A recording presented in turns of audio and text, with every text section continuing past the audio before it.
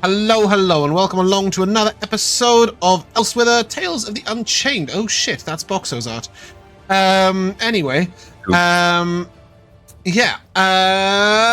Today's episode is called Laid to Rest. Last episode was not. Last episode was an Oasis of Peace. What happened last episode? We walked along the desert. It was difficult. Some of us got tired. Some of us were like, nah, this is cool. And then we made it up to the Oasis where there was a bronze dragon that was getting a little spa day. It was brass, but yes. It was brass, yeah. Yes, it was fire-based. Brass. Yes. And so then we headed up there and we're like very, formal in our greeting and chatting with it. It told us about the Black Storm, which is the black dragon that's kind of been terrorizing things. It was just like, I'm not getting involved with that, but if you want to, I can offer you a boon. And so then Pietro had a entire day of lessons. Mm-hmm. Was the brass dragon's name Mithrisk? No. Or is that someone else? Maybe. We didn't get the brass dragon's name. Yes. Mithrisk is the brass dragon, and Zarokfin is the Black Storm. You didn't get that name until you met some other guy who you were about to talk about in the recap. Yeah. Which was the Sheik Zarel? Azarel, I think his name is. Azarel, yeah. Who was a bit of an eccentric dude, loved collecting all sorts of magical items and unique stuff. Basically, his family had been, his dad in particular, I think, kind of extorted the people below them and did a bunch of shady things to become extremely rich. And then when Azarel took over, he's like, I got all this money, nobody wants me to do anything. I'm going to find ways to redistribute this money back to people and buy things at exorbitant prices to make a museum that I find interesting because nobody wants me to do anything else with my life. Pretty much. Nailed it. Yeah, that is exactly how his life's going. And with all that gold, we spent some time in the off-season doing some transfer windowing, which involved... we bought a host of potions, I think is the correct sentence. I think that's What did you buy? Did I see the number 50 bandied about at some point? 15 and 5. 15 and 5. There was definitely a 50 somewhere, but maybe that was the amount of gold it cost. I was thinking maybe in gold. Yeah. I just saw 50. It's like, surely not. That's just maybe we built 50 bedrooms. 50 bedrooms. And then, perhaps 50 bedrooms. Can you imagine? You just keep making floors, just adding bedrooms, and just bringing more adventurers on. Why don't you have a little room in our tower? Hotel. Yes. The hotel is just done. Welcome to the hotel. And then you guys bought some 3 bedrooms, I think, or 2 bedrooms. I don't know. You ended up with 5 in total. I don't know how many you had in the first place. And you also bought a kitchen for Nikha to work in because she doesn't have Corey's portable kitchen. And then an arcane staff. And I think that right there is where we are going to resume. He says, expecting everything to just happen, and then nothing at all happened, did it? To anyone. Should we try that again? That there is where we're going to resume, and it should change music, change... Hey, there we go, look at that. That was the I made a shortcut button, apparently it doesn't work. You have to say press tower. Exactly, I needed to go press tower when I pressed it.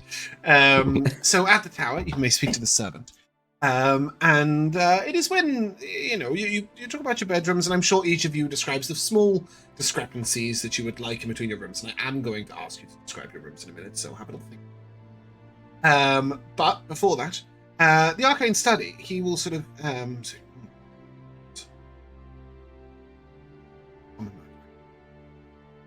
must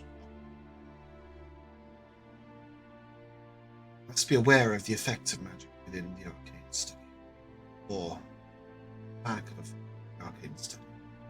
So, if you cast a concentration spell, you cast a long duration spell in the Arcane Study, when you leave, it will not be on you. You cast it before you go in, you can go in and come out with it. You cast anything in there, its duration will end when you leave. This So is to whatever happens mostly- there stays there. Okay. Yeah, exactly. What happens in the study stays in the study. This might seem like a bizarrely weird thing, but if you imagine if you were practicing casting lots of long duration spells on an item, and then you just walk out with it and it's like fizzing with fire and sparkling with lightning and all sorts else, it's just easier to have it just go to leave.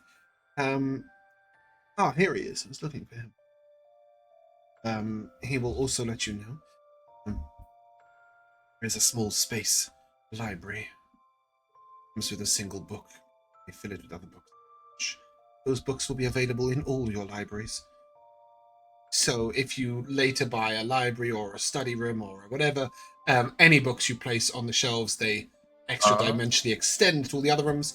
If you put a bookshelf in your bedrooms, you can extend so you can reach into the bookshelf here and pull out a book from the Arcane Study and read in bed.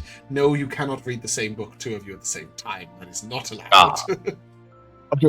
But also, if we have a bookshelf in our bedroom, is there a way for us to prevent that book from being exponentially shared? No one can take a book from your bedroom. Okay. And no one can take a book from any of the other libraries, but in the Arcane Study, if you put a book in here, it will share to all the other rooms. Okay, it's cool. a one-way Because I'm like, Yeah, what if I have like a private book that I read in my your bed that I stash don't of want? Private memoirs will remain your stash of private memoirs. No, this is a one-way thing. So anything in the Arcane Study is readily available to the whole tower, but not the other way around.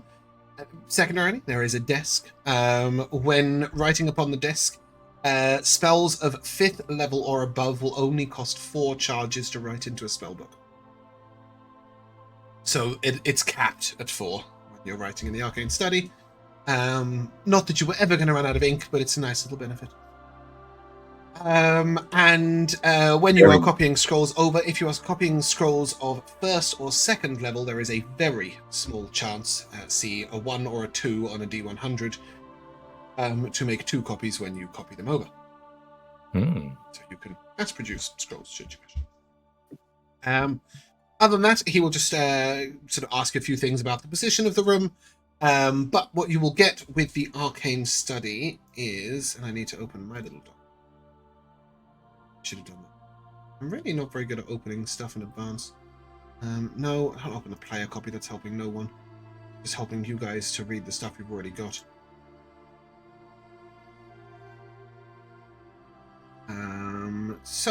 Within the Arcane Study, there is 2 desks, actually, at the back of the room. One of them is a small sort of like angled out half moon, if you will, writing desk. And the second is a much larger bureau with a series of different ornaments and instruments at the back. This is mostly for the measuring, very specifically, of different magical items in terms of not only their size but their weight. There is also instruments for straining, diluting, purifying, that sort of thing. There is an element of alchemy to it. There is also, on the other side, a small workshop. This involves a little tiny, it's minute forge.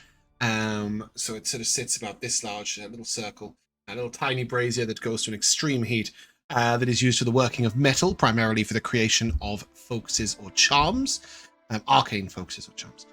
Secondarily, there is a small glass blowing sort of section where you can blow glass into a space of no more than, I think it says, no more than 10 inches across. That's a really specific amount, isn't it?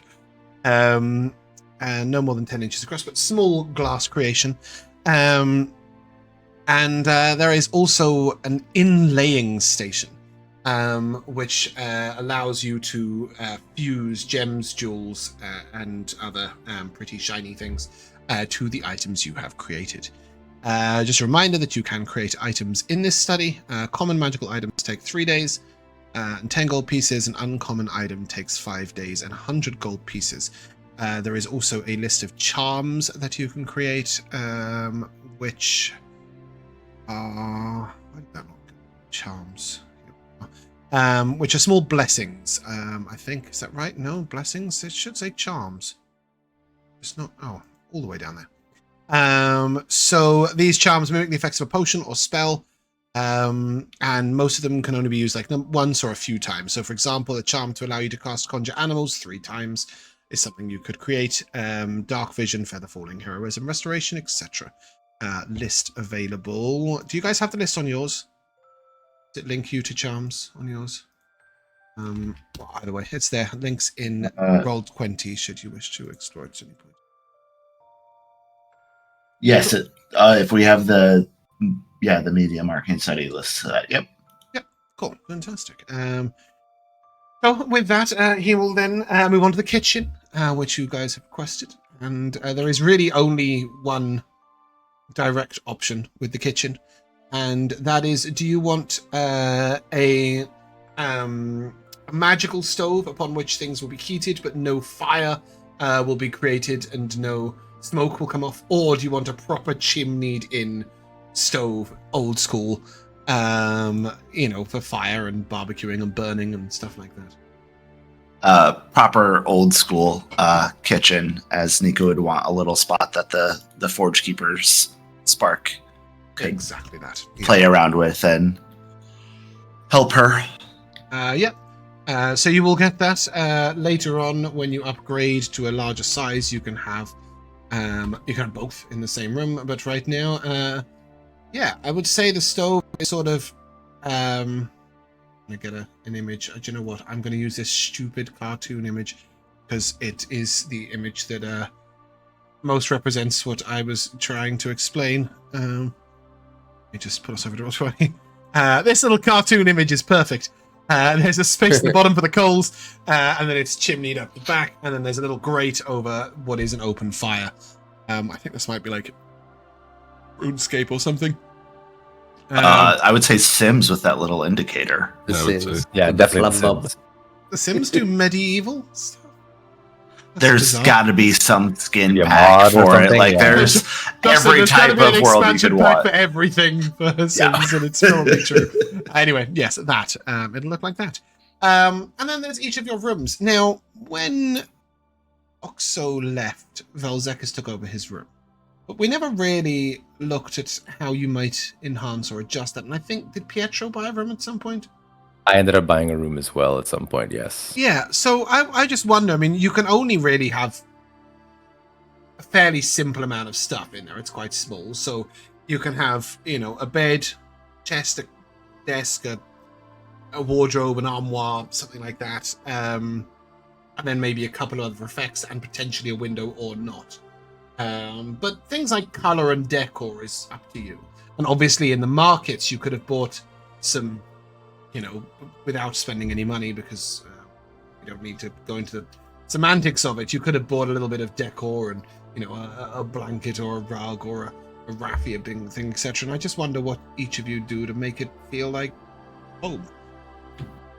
And as Vel'zekiss took over the first room, Vel, what do you think makes Vel's room Vel? Vel's room Vel's. Wow, that's a stupid sentence. Well, for quite a while, it would have been his style to leave it however it was, right? Because he's such a just traveling, stay in whatever place they put you up in kind of guy. But as everybody else starts getting bedrooms and then theirs are specific, it's like, I gotta. This is stupid. I'm not Boxo. So probably just, relatively simple stuff. Like I don't have a grand vision of what he would care about for a room, but I guess there aren't really windows, but almost looking like there is a window with big curtains. You can have a window facing out. Yeah. So okay. You can, as I said, any one of you can have a window, single window facing out. We've got to remember, I know that's a very square tile, but it is round. Sure. There are little, if your room is on the outside, you can have a very functional window. Well, I don't know if Boxo chose the outside, but so he did. And Yeah, but just curtains on that just look almost like stage curtains, right? So it's kind of like a little bit of a sort of faux show environment to it. And then a little area where, although he doesn't call upon him much, where Proxy, the lizard familiar, can sleep on, like, I don't know, lizards don't want a little dog bed, but you know what I mean? Some sort of like a little sunning rock or something like that. Yeah. I mean, I would say you could even, a couple of shelves and a couple of bits of him to climb up and down. Like, yeah, very, little lizard home. Yeah, that's pretty much it. Does Vel just accept whatever bed is available? Is he? Yeah, pretty much. That's too big a concern to have tried. Not particular about having any sort of styling or things like that. Cool. Would he also be a bookshelf kind of guy? Access to the arcane books? I mean, once the arcane study comes into existence, then yeah, he'll probably want to put a bookshelf in there. Mostly because if he does need to do any study out of the books, he's not really sure he wants anybody to see him doing it. Like even in the arcane study, he's probably sort of more like, I've never really felt study was particularly necessary to the process. So I think I'm going to see it more as though the things I'm making are studying me. But obviously he'll have to look stuff up, so he does that in his room. Yeah. He's never seen to be studying, but of course, perfection comes with effort. Some, not too much, of course. And then bedroom number 2, Pietro. Having had access to the market, have we now got a very fancy, ostentatious room? What do you think he's like? Is it all just rocks and crystals? No. I wouldn't say that it was ostentatious, but certainly Pietro, grew up in an affluent family, so he's used to sort of the nicer, finer things. I imagine that. So both his window and door to access his room are definitely have like a sort of an arched opening, as opposed to like a square door. In keeping with the Genasi tradition, I'm making that up right now. I like to imagine that his door is probably like a lacquered black door with like gold or brass hardware. And likewise, any of the furniture in the room would be sort of like this lacquered black material with like brass knobs or handles. See. Yeah, desk, probably like a 4-post bed with like maybe some like sheer purplish, bluish, draperies and things of that sort. And yeah, his desk is sort of just filled with loose papers and empty and half full inkwells, and I don't know if he has a rug actually. I think it aside from the nice furniture and things like that, and his clothes just sort of in this, I like to imagine he has this like sort of like wardrobe on one side and bookshelf like combo sort of thing. But yeah, like no real carpet. I think he likes and no like wall decor. I think he likes to see the natural stone. Very natural, magical, implemented stone. Yeah. Yes, I agree. The magical, it does look like a stone building, despite the fact that obviously it is made of nothing but magic. And yeah, I don't think anything else that I can think of. If I do think of something, I'll let you know. Third to the post was probably Fenric, and we will let him describe it. I know that he wants something a little fancy, and may upgrade it in size if he has his own pocket money and time. But right now, I like to imagine that he's just sat on a very small little cushion with nothing else in the room, waiting for Josh to describe it. He's stuck without I didn't even mention to stream. By the way, Josh isn't here today. He is off playing jazz with the Jezebels in Johannesburg. Oh, Johannesburg. Yeah, why not? That's a good place for jazz music, I'm sure. Anyway, fourth to the plate. Toothy. What does a Toothy room look like? So if we've had time, you have now had time. Yes, that is the whole marketing. Okay. A couple of days of decor and couple of stuff. days. So Toothy initially would have been sleeping on the floor, but he would have gotten the bed, not the mattress part, or and the blankets part, and the whatever the mattress is made out of. He would have taken that off because he likes that part, but he hates the sleeping on the bed part. So he's pushed that against the wall Mm-hmm. to just get it out of the way, and he's Take it out slowly the room, making if you himself. Yeah, he's just chucked Gone. it out of the room. Yeah, as it leaves the room, it flies in the air and then just. Ooh. Yeah. And then Toothy has spent however long he's been able to spend collecting various sort of bark, foliage, leaves, fronds, and he's made himself in the center of the room a humpy, which is like this it looks like a hump, and that's why it's kind of nicknamed a humpy, of this little sheltery sort of thing that looks like a lean-to, but it's not leaning against anything, and it has a little entrance, and it's it has a skinny entrance, and then out the front he's you can see he's built the startings of what he wants to make he wants to make a campfire, but he hasn't made it because he's worried that he's going to burn down the room. But you can see that it's just he's prepared to have it there. Ooh. And yeah, that's it. No other furniture. No proper furniture at all. No. He's gathered the mattress off of the bed and the blankets, and he's put that in his humpy, and he's happy with that, and he likes the idea of the chest because he can organize these things better, and that's in the humpy as well. And then there's nothing else. There's he doesn't need anything else. Maybe when you get some shiny armor, you might be convinced by the servant to put it on 2 hooks on a wall. But we'll see when we get I think that's the one luxury. He's gonna have a fancy armor stand and stuff like that. He's not actually going to have it in his room, though. He's just going to buy the armory, right? He's going to have his armor and his weapons down there and be now we've got a reason for fighting. Cool. Yeah. Yeah. And I'm very interested to see a little into the mind of our newest character. When you are first offered a room, Nikha. And I can imagine that might feel a little odd, even the moment of being offered it. And the servant will sort of to stay. When you mention it. I'd like to think it's been 3 or 4 days. You guys have bought the gold, but you're traveling west across Savage West. During this time,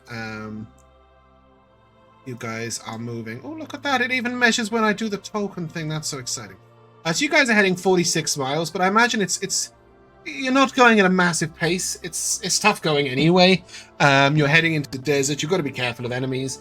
So it's probably been 3 or 4 days of traveling and adjusting, and it's at this point that you sort of realize, hey, this is going to be something that's going to be longer term. And at that point, when you decide to get a room, Nikha, how do you envision that? So the fact that we kind of been moving along as we do that, I think really helps for what she would want in her room. I think she's going to kind of collect things like succulents and have little pots and things that she can grow stuff in that are the little desert plants. I also imagine that when buying stuff from the market for the rooms, she just came home with a basket of pots. Everybody else, oh, I've got a blanket. Oh, I've got this. And then you just see Toothy coming in from the wilderness with piles of rocks and leaves, and you coming in with pot plants. Yeah, love that. So definitely a collection of things that she can kind of grow and tend to. But then also making herself a little Zen garden. Just a little collection of stones and sand that she can kind of do patterns with. And one of the things that I think she would need help from Pietro for, or possibly this is something that the servant could help with, but having I almost think that she would want her bed to be lofted up a little bit and have a large stone underneath it. and the hopes that like that stone could be shaped into like little dens and tunnels for the wildfire spirit to kind of live and play in, sort of thing. Just as a little place that it can like go and like hop around and like travel through, sort of thing, as she's in her room. When I go to the zoo, which I do quite often, they've got a mongoose run that you can't see anything on the inside. But when they rush in, they pop their heads out of random bits, and I always think it's really cool to look at. But that's what I'm imagining. Yeah. Yep. 100%. And then if there is lighting in it, she would be doing like a more of an open brazier style, just because she could set the little spark in there and like let him manage the fire, and there wouldn't be any smoke. But absolutely having that like connection to an actual fire close by to her. Yeah, you can definitely do that. And as you all settle in, and we'll jump a little way across. It's, as I said, it's probably been a couple of days. You're now heading fully into the desert.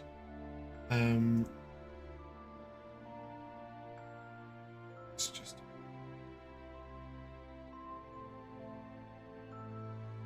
go. You guys are just staring at the map, right? Mhm. Yep. I mean, I like maps. I like maps too, but I have tried to put you somewhere that's not the map. All right. Yeah. The scrubland, right? Okay, well, we'll just stay on that, I guess, because we can't get to the next one. It's like that, but sandier. There you go. Enjoy. I don't know why it's not working. I will re-upload while we are going. As you are sort of making your way across this sort of heavy, hot desert land, there's a sort of a weight, say, in the air. It's these places are not necessarily older, but are a little more. They're less used. There are less people here, so they're a little closer to the natural way in which they began to exist. Makes any sense? I don't know. Better to put. There's a sense of solemnity. There's a sense of solitude here, and just for example, as at one moment as you're passing along a sort of slightly used path that leads from the oasis into the west, you can see that a few people have maybe pushed their wagon down this route before. You see a small stone cairn on the side of the road. Just 10 rocks placed there. And it's clear that these could have been placed millennia ago, or last week. No idea. Just something permanent. And little changes. In your second day of travel, you'll see a small statue. It's got a sort of large square face. It's quite a squat statue. It's got a large square face. It's purposely been made to look monstrous or angry. It's got monstrous features. It's got sort of strange curved ears. It's got these large jagged fangs coming out of its mouth. Its face is in a rictus of sort of angry snarl at you.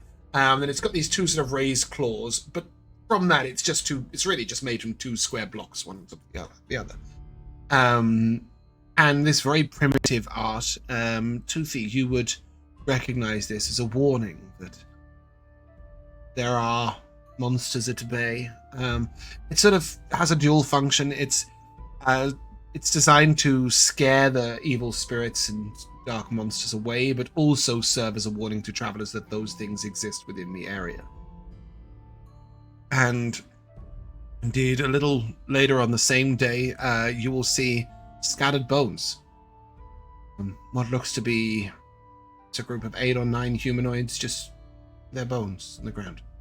No sign of any clothing, maybe a couple of bone handles that perhaps once belonged to weapons. The sands... Sorry, go on. Sorry, no, go ahead. The sands have clearly washed over them and unwashed over them many times. These bodies are truly old. But nothing really gets buried in the desert unless somebody buries it on purpose. The bones will be revealed and shown over different days, depending on the turn of the wind. Pietro, you were saying? I just wanted to confirm that these bones had not had their flesh stripped clean by acid or something like that. Only time. Okay. A little later, I will take a perception check, please, from Nikha. And only Nikha. Oh, who likes rogues? Who likes rogues? Yeah. You want a rogue to play, Rico? Anyone want to play Fenric? Shooty bow, ragey rage. Fenric, of course. Sure. You move him, we can all decide what he does. Yeah. Well, I move him, you decide what he does. Oh, no, Rico moves him and you guys I'll decide move collectively. him, Yeah, So well, I it's the thought thing, it you was don't have to like- make every decision. I put him somewhere and then you guys have to go, oh, well, he's there, so... And then it's sort of improv why he's been moved. That was just a really random game to insert into our that'd be D&D fun. session. Mark, what did you get? 23. You hear a call squawk upon the wind. It's a little distant, but you know that call. That is a carrion bird call. That is the sound of more than one carrion bird alerting others to recently found dead meat. With a 23, you will be able to see sort of on the horizon about 3.5, 4 miles from your current position in the direction you're traveling. 2 or 3 birds circling. A little later. Good. Oh, gone. We could be careful as we approach those birds. There might be a fresh kill, and they were not the ones that made it. Something has been preying upon the weaker out there. A little later, perhaps only a mile further down the road, you will just about catch the sounds of battle.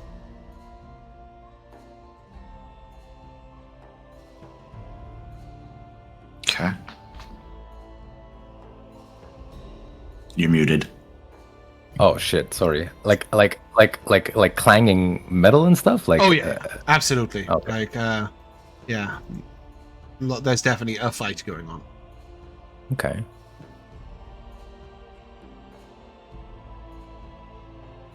Are we heading straight into this fight? Perhaps we observe. Unless you want to wait until they're all weak and swoop in and take all the glory, Vel'zekiss. Oh no, I'm sure that we can turn the tide easily, no matter which point we intervene, but knowing which side to intervene on is the difficulty. Hopefully it'll be easy. Won't be too tough to work that one out. Yeah. It's going to be Hopefully very it'll be obvious easy. which side you're on. As you get a little closer, you will be able to make out 3 or 4 humanoids fighting a foe you are all too familiar with. As they are sort of, there's a scattered group of orcs defending themselves from the Braxat. The Braxat.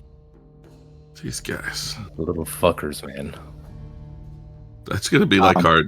We were talking about like what should be the direction of the campaign. We're just gonna exterminate the Braxat. One thing I will let you know is that one of these appears to be in charge and far more, far larger and more important than the others. The second thing worth noting is that the Braxat are all hurt. And very clearly, some of the orcs are holding their own. Okay. Oh, that'd be an instant death. I've just pitted my poor little freedom chasers against them instead of you guys. They're gonna get massacred. That's awful. Level 4s just to go ahead and die. Yeah, you will note, Rico, your character is close to death. Oh. Perhaps take a long rest. Perhaps. You've had 3 nights sleep. Oh, yes. Before that, as you see these Braxat, your minds all flash back to that excellent breakfast you had this morning. Yes. Or was it excellent, Oh, Nikha? In your fantastic new swanky kitchen. Ooh. What would you cook? So I think the current trend for Nikha is that she's sorting through the ingredients that were left to her. She's just trying to learn how to use things. So she's discovered that there's a whole bunch of lentils. And so she's starting to experiment with like different preparation of lentils to see what kind of sticks and what doesn't, because she's used to cooking the same thing many different ways. It's almost that like Forrest Gump sort of like meme of like, the 1,000 different ways that you make shrimp, but hers is Old shrimp, fried shrimp, shrimp gumbo, shrimp grits, shrimp.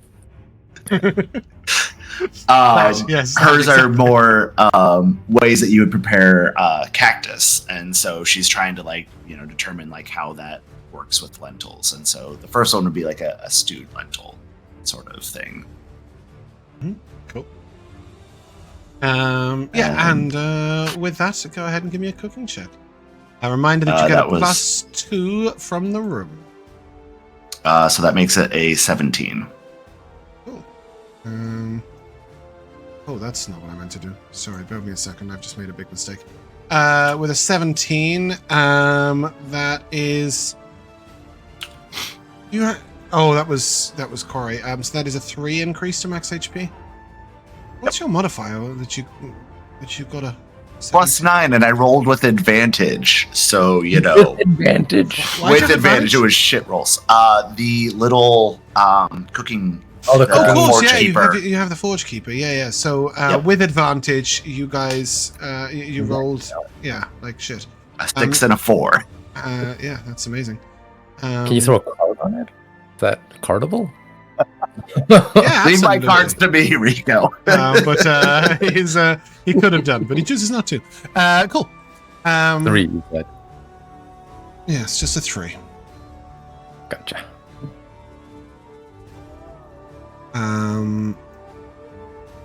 Hold me a second. Just putting my last orc in place. Other question as we're approaching, since we see that there is a battle going on, would I be able to summon my spirit given that it lasts an hour? Yeah, absolutely. That's fine. Okay, cool. Guys, you've got full light here on this map, right? Mm-hmm. Yes. Cool. Yeah, as you Yeah. look over, so you can see the orcs engaged in direct battle with the Braxats. 3 of them surrounding what appears to be the strongest. 2 of them dealing with one on the left, and 1 of them dealing with the one on the right. As you arrive over here, assuming that you will partake, I will ask you to roll initiative, please.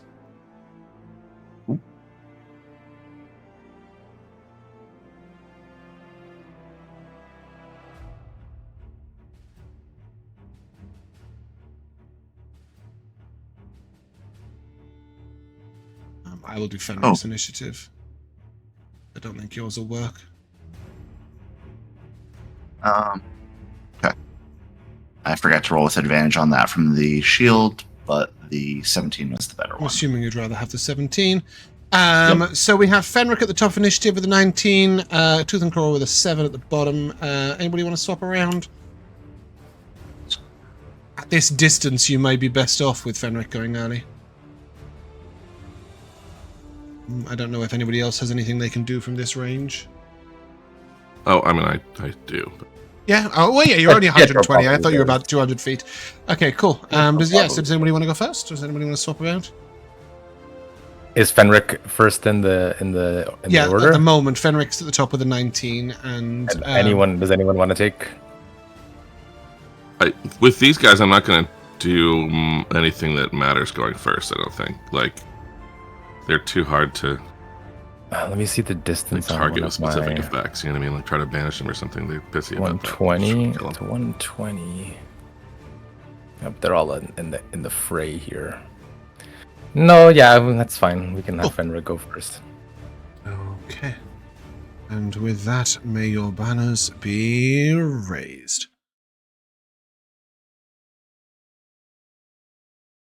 Is this a big rock in front of us, James? No, it's a sort of. I mean, it's big. It's very, very big. But most of it is under the ground. It's like the small rise. Oh, okay. So it's not something hideable behind. No, I don't think there's anything on this map that obscures your vision. You could perhaps duck right behind this one because there is a little shadow, I guess, on this. Yeah, you can have half cover if you stand behind it, I guess. The rock. Or did you want a bonus action hide behind? Is that what you're getting at? Yeah, that's what I was trying. Absolutely fine because they're currently focused on their opponents. Okay. But do bear in mind as well that these creatures do count as allies. Right. I can't. Unless you want to shoot the orcs too. Orcs aren't necessarily good people. I also don't have access to These are not Fenric's half token orcs. right now. Oh, sorry, I'll fix that now. Yeah, just bear that in mind. These are not half orcs. These are orcs. So they're not necessarily good guys, but they might not be bad guys either. You can move Fenric's token. Thank you. So yeah, Henrik will hop on over here.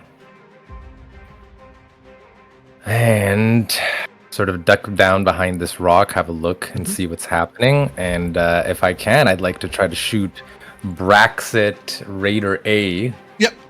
With the longbow. Absolutely.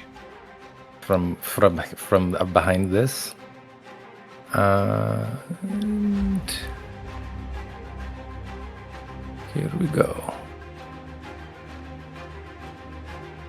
Click that one. Does that work? It's got some momentum, this track, doesn't it? Wow, that's a 19. For a 28 to hit. Oh, 28 to hit. Yes. Doesn't his bow do a thing? Maybe it doesn't. I thought so. Like, doesn't something he does something on a 19 instead of a 20, doesn't he? No, only on his sword, I think. Cool. Ah, see. Okay. Well, in that case, it's just a 28 to hit. Yeah, 28 hits. And so the damage was 10 piercing, 2 radiant. And if I did get sneak attack off of the being hidden, it would have been 13 sneak attack. Yep, full on 25. A reminder: these creatures are resistant to magical and non-magical bludgeoning, piercing, and slashing damage.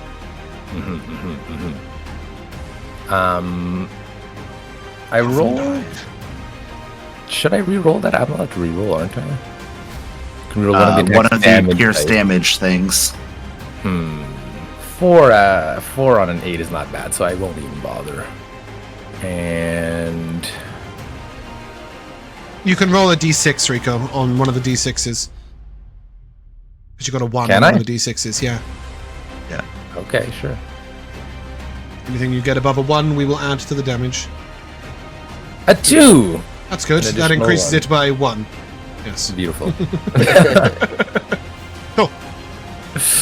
And then I don't think I have anything else to do. I used my bonus action to hide. Right. I used my action to shoot. Nikha, you're on. I am going to slide over this way to be closer to Fenric. We will tell the Wildfire Spirit to walk itself. Oh, that was a weird measurement. Oh, because I don't think it was in the grid yet. There's 2. Out there. Yep. And then I'm going to bonus action. Is that Shillelagh is a bonus action, right?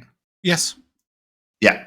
So bonus action Shillelagh as she taps her staff onto the ground. And I don't know if anyone's ever seen the poplar fluff being burned on wet grass, where it's just that rolling fire along the top. So that just kind of goes through, and then all of a sudden her staff is gleaming bright yellow, whereas before it was a very dull staff. And then she is going to fire off a firebolt at the Brex at Raider A.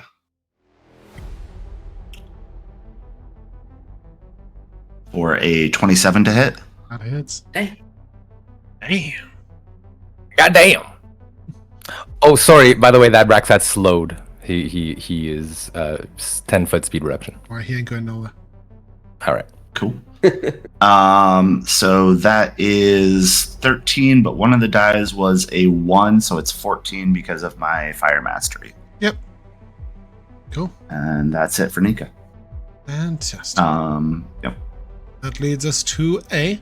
And you'll hear the Lord sort of rumble something out at him, and it's clear that he has mentioned a new foe approaching. Good. That is exactly where I need it to be. A second. So this Braxton sort of briefly, like he's dueling with this Orcus, but he feels the arrow hit, he sees the firebolt hit, he looks over and just and psionically induces a small square on you. Oh, that's a circle. I've lied. There we go. And I need, please, a. Is this a spell? It is, but you are way too far away to counterspell anything. Oh, which one is this one? I mean, you're 90 feet away. Lord? So Oh it yeah, doesn't really Forgot. yes. Forgot I'm not Fenric, I'm Pietro. Yeah, I was also almost too far to be able to cast confusion at all. Just waste some save from the three of you, please. +2? +4. Let's go. Ugh. Oh no, guys. Guess I can stop thinking about what I'm gonna do. What you're gonna do is roll a d10.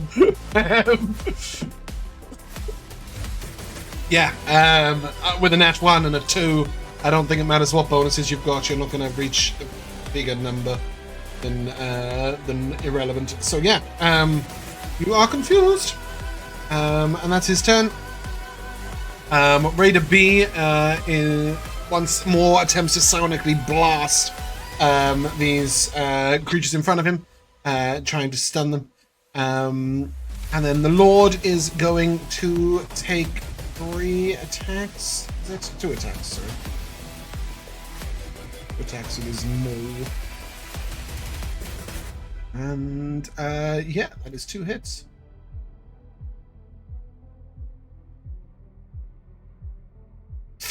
Yikes. This orc is severely wounded. Pietro, you're up. He's fucking massacred.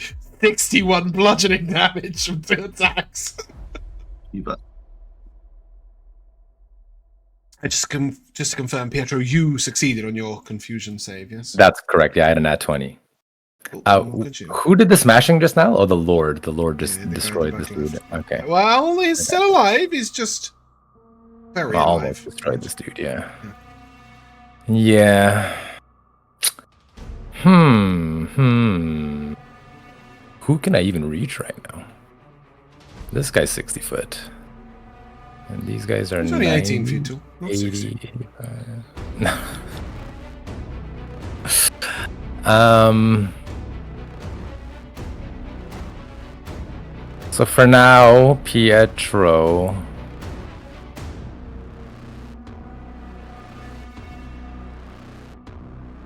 I think I'm just going to throw a telekinetic slam out at Braxat A. Try to get him off his feet. We can knock these things prone, right? They're small enough. They can be knocked prone, yeah. Oh, okay.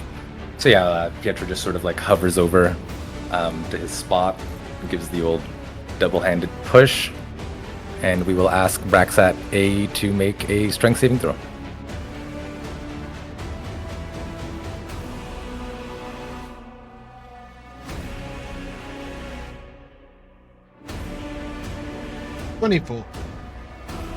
So 5 force damage.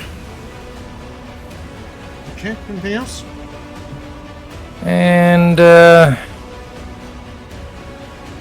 no, I think I'm good for now. Maybe I mean, these things don't have ranged attacks, I don't think. So yeah, no, we're good. Yeah, that's it.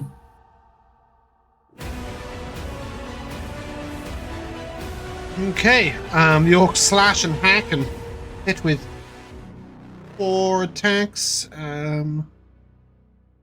3 of which were made to the Lord, 1 of which was made to the Raider. Raider B, that is. Missed all of them? No, they hit 4 out of 8. Oh, nice. I've got it to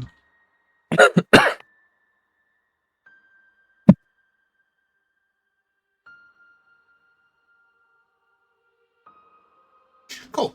Vel'zekiss, you're up. At the start of your turn, I need you please to roll a D. Okay.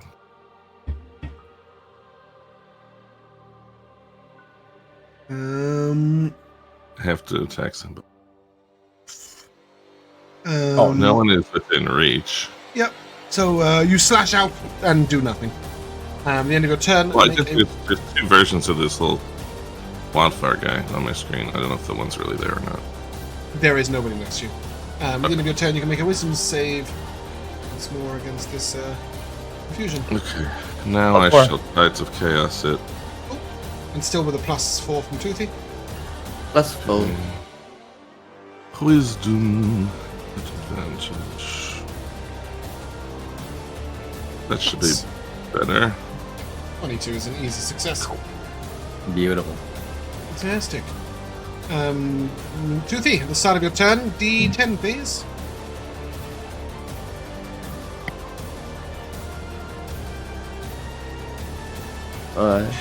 Still showing up. I got a 6 there.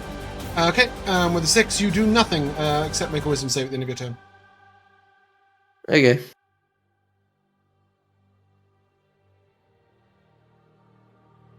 And 12 is a fail, I'm 12. afraid. Are still confuzzled. Fenric. So Fenric is gonna look to Nikha and Pietro and be like, "You're ruining my hiding spot." But he will instead steady aim, and take a shot at Raider A, who we seem to Yeah, he's also have some sort concentrating of on vendetta confusions. against. Yeah. Wait, who's concentrating on confusion? Raider A. Yes. And no, he didn't get hit by the orc. I cannot do like a advantage roll from his sheet, so I'm just gonna roll twice. Okay. So there's 1. We'll not take the nat 1. We'll take the 28 instead. Yeah. Oh, lovely. Cool. Is that a total of 20 damage? I've got here. Looks like Yeah, looks like it. Yeah, Looks like 3 of which is radiant. 3 of which is radiant. Correct. 11 total.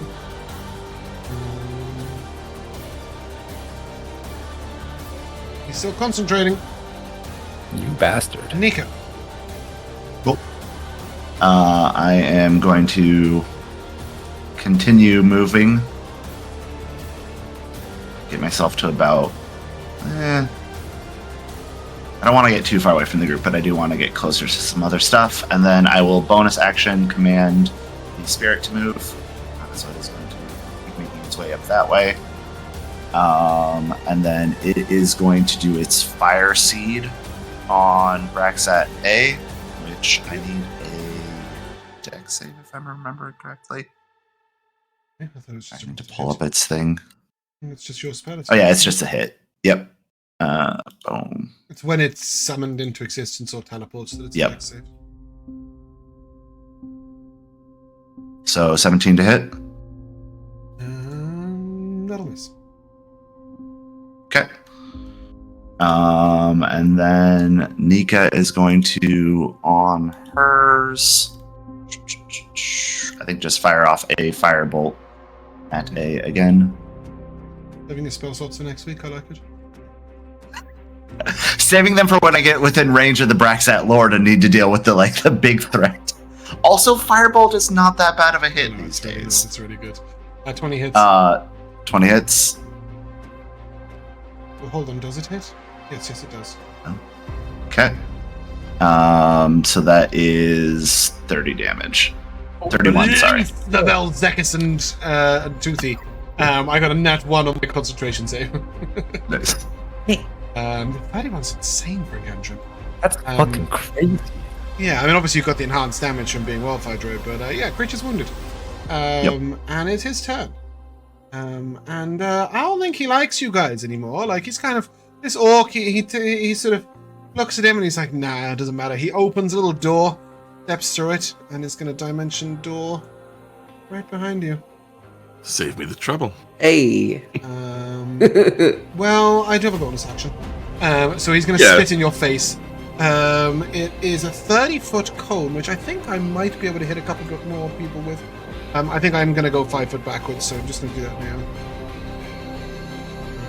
No, I don't think I can hit both of you. Sorry, let me have started by dimension dooring here.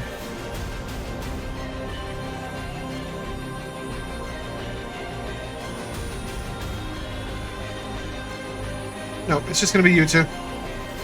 So, Toothy and Vel'zekiss, a deck save, please. +4. Yeah, like that. Bad. I almost wished it was me too. Alright, so obviously both of you failed ridiculously, but it'll still be 4 less damage than whatever I roll. This is acid damage. 39 of it. So 35, is that what you said? Yeah, you'll take 35 each.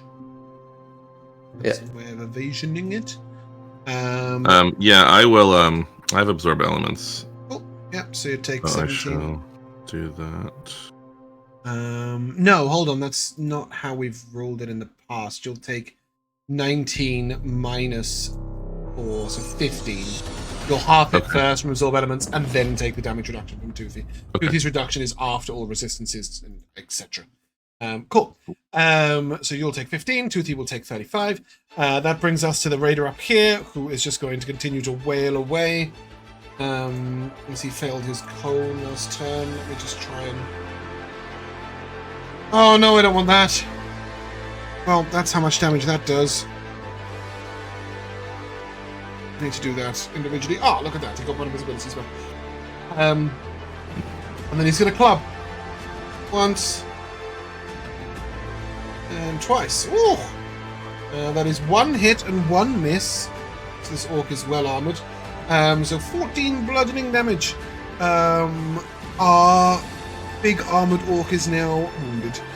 And that brings us to the Lord himself, the Lord of Chaos, the Lord of Destruction. Or just this guy, as he's sometimes known. And he looks to the orc right in front of him and attempts to blast his mind. He is going to cast Feeble Mind. It's pretty brutal.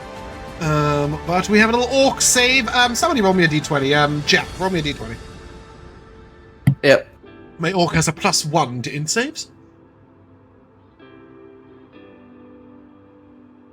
That's good. 9. He is feeble-minded. He can identify his friends, follow them, and even protect them. But he has an intelligence charisma score of 1. Really effective. Broke his brain. It did break his brain in the last 30 days, I think. Yeah, it does. Whoa. That's a bit mean. Could be aided by Greater Restoration, Heal, or Wish. Anybody's carrying Wish around and save an orc. And with that, Pietro, you're up. Well, I mean, Pietro's certainly more concerned about his own companions, so I'm going to turn back to Raider A, and let us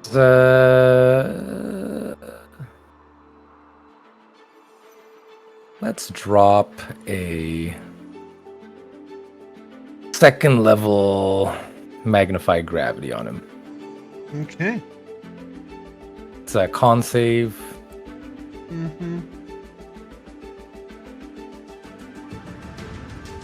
It's an up 1. 2nd in a row for him. Sorry? That's the 2nd in a row for him. Yes, it is. That's going to be 16 force damage. Oh, no. Yeah. And we're going to push him back about 5 feet. And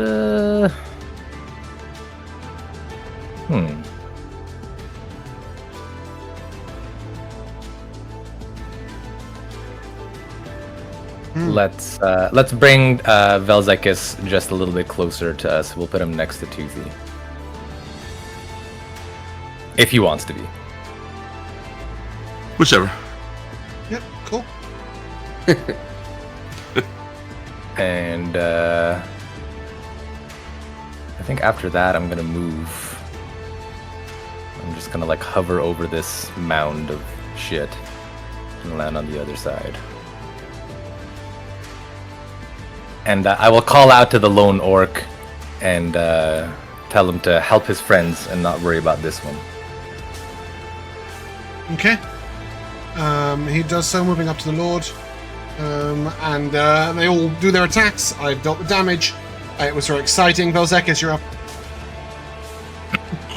I'm in no mood to try and describe 5 different orcs making attacks, one of who has no intelligence whatsoever. They're just going like a drumstick with his meat. Yeah, they surround the Lord. They're trying to deal with him. The confusion ended from the concentration breaking, right? Yes, That yes, it happened? did. Okay. You are free. Act as you Now, having please. been yanked closer to Toothy, I turn to you from very close and just ask, do you want to stay and fight this one, or get into the larger fray? Sick. Send me out. Send me on my way. All right. So I will step. I need to step over here, actually. Oh, sorry, wrong thingy. Boop. I will, as I go, first Visnadi attack and grab at a distance the guy who is near us. Try to do him some more damage before we leave. That is going to be actual touchy thing. 25 to hit Oh yeah. for 16 necrotic damage. Yeah. And then I'm going to quicken Thunderstep, taking Toothy with me. You can do that? Sick. I know you can take Toothy with you at Thunderstep. Yeah, I believe I can. Awesome. You can bring along blah blah blah blah. You can also teleport one willing creature if your size is smaller. But that means Toothy is. Yeah, that's why I moved, because Toothy is within 5 for me, but the guy's within 10, so he'll take. Or he has to make a Constitution save as we go. I think it's Constitution. Yep. From the This guy only rolls nat 1s and nat 20s so far this entire fight, by the way. So I've rolled 2 nat 20s and 2 nat 1s. That's it. 4 damage, unfortunately. Half of 11. Yeah, 5. Yeah, and then you guys And will then zoom Toothy off into and I the will ether. just go 90 degrees straight towards the other battle. It might be easier for you to do it because you can move both of us. Thank you. Cool. That's my turn. Oh, I can move a little further, so I'm going to actually Step back go. a I bit. can move 10, yeah, 15, 20, Deliver 20. Toothy and then just... I've done my job, I'll just be over there. Cool. Hopefully that's what Toothy's happy with. We'll see. Toothos and Chloros. May your might be strong and your killing be killing. Let's just go ahead. Let's try to go ham on the Lord. Mm-hmm. So I'm just gonna run up, get my hammer. It's still the best, but next level. I can't wait to see what my axe does. But it's gonna whack it with my hammer. At least try to. The 21 to hit. Nope. What? Damn. You do get +2 from flanking the... Oh, +2, yeah. Like, What was I the forgot wage, about wage, allies. Joe? It was my turn, right? And I observed elements before my turn, so my reaction is back. Yes. So 21's got to be pretty close, right? I'm gonna it'd throw be a 23 D4 on it with my I just want to make sure that I can do that. Bend luck, any D20 test it says only rules. Okay, so here comes a D4 to help. 4. Beautiful. So a 27, yeah? Yeah. he will shield. Damn it. You forced Damn. his reaction. It's good. This last time he crushed people's minds when they cast spells, if you remember. Right. So, always nice to avoid that ability. Yeah, cool. Well, because I'll just run up to the next guy because he can't attack me. Yeah, you see him shield, he's like, fuck that guy.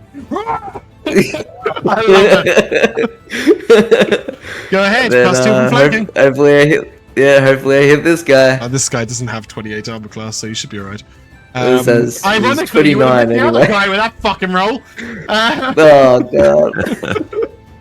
29 hits. And I'll send out my first level smite, my free one that I get. As well. Sorry, I've confused the two people. It's these guys. A reminder. I should have remembered that. It's these guys that can crush your mind as a spell save. It's that guy that does the cone. Damage, Toothy? So that's 9 bludgeoning, 4 radiant, and then my where does it say to mark it off? Anyway, I'll just do this. And then another 6 radiant on top of that. Cool. Is And that then Toothy? this is the end of my turn. Yeah. Fantastic. Where does it say to Fenric mark the it off? Swift. You just click off a spell slot if you're smiting. Oh, you mean the once No, per day free the- one? Yeah, once per day free one. It's gone from my little thing to like go off. Rico. Yes. I'm trying to decide whether or not I want to shoot at this thing with advantage or get the hell away from it. I probably want to shoot at it with advantage because then I'll get the sneak attack. So I will.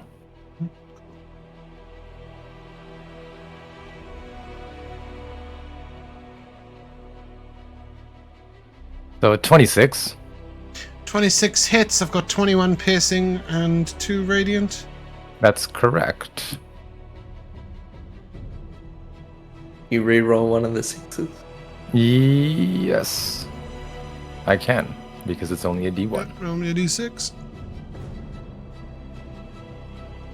It's not a D1. It's just a 1 on a D6. Sorry. Yeah, D1 would be a really awesome die. It's like, It's just, I wonder what I'm rolling on this D1. Yeah, it's yeah. just a So an additional 5 damage. Yep, so instead of it being 0, it'll be 3. Excuse me. Yeah, cool. Another 3 creatures that's- severely wounded. Very nice. That's all out of Fenric. Nikha. You gotta kill this thing. Yeah, no, please kill this before it smashes Yeah. Fenric's head in. Yep. So we will do a firebolt back at that. I will attempt to crush your mind. An int I save. should have walked away. Okay.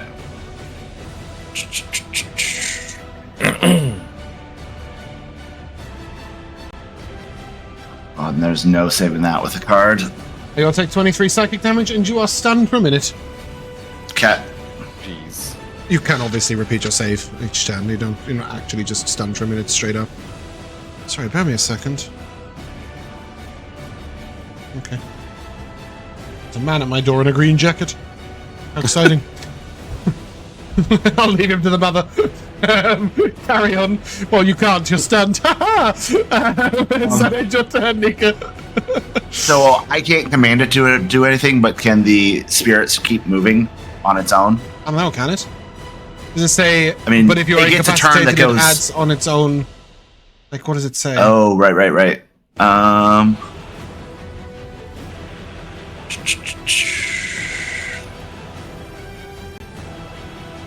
Well, actually, it takes on a turn as dodge unless you command it to do other things. Does it then continue? Right. Action can be on one of its step block unless you take some other action. If you're incapacitated, the spirit can take any action of There you its go. choice. So not you just are dodge. incapacitated, so it can do what it likes. Perfect. Cool. So it is going to keep on move. Actually, you want to attack backwards first? Yeah. Its range is less than mine, though. 60 feet. Okay, so it needs to move 15 It can move back. 15 and move back. That's fine. No problem. Don't bother moving the token. Go ahead, roll a Okay. hit. Well, got it. For a 20 to hit. That hits. Cool. And then we are going to do a whopping 6 damage. Cool. Makes it in full, though. Okay. And that's it. Okay. Yeah, he's going to take his turn. And with no qualms, it's just going to charge straight at Nikha. That will provoke an opportunity attack from Fenric. And you make it with like one of his swords, or like how does this work? Yeah, go on. Make it with the silent echoes. Silent echoes it. Holy shit. 16. No. Cool. So I will roll with advantage. I slam into Nikha with a 28 to hit. Yeah, that's gonna hit. Okay. You will take 31 bludgeoning damage and be knocked prone. And Nope. then subsequently a 20 to hit you. Yeah, because I can't react to that, so that'll hit. Rubbish damage, 21. Okay. Oh, never mind. That was a 1, a 7, and an 8. I thought it was a 1, and a 3. The dice hiding at the bottom of my screen, cutting off half of their answers. Braxad B, seeing that he is surrounded, is going to take a moment to shuffle this way, provoking an opportunity. Oh, maybe not, actually. He's just going to do this, I think. Yeah, we'll just shape it like this. Toothy, I need a dex save, please.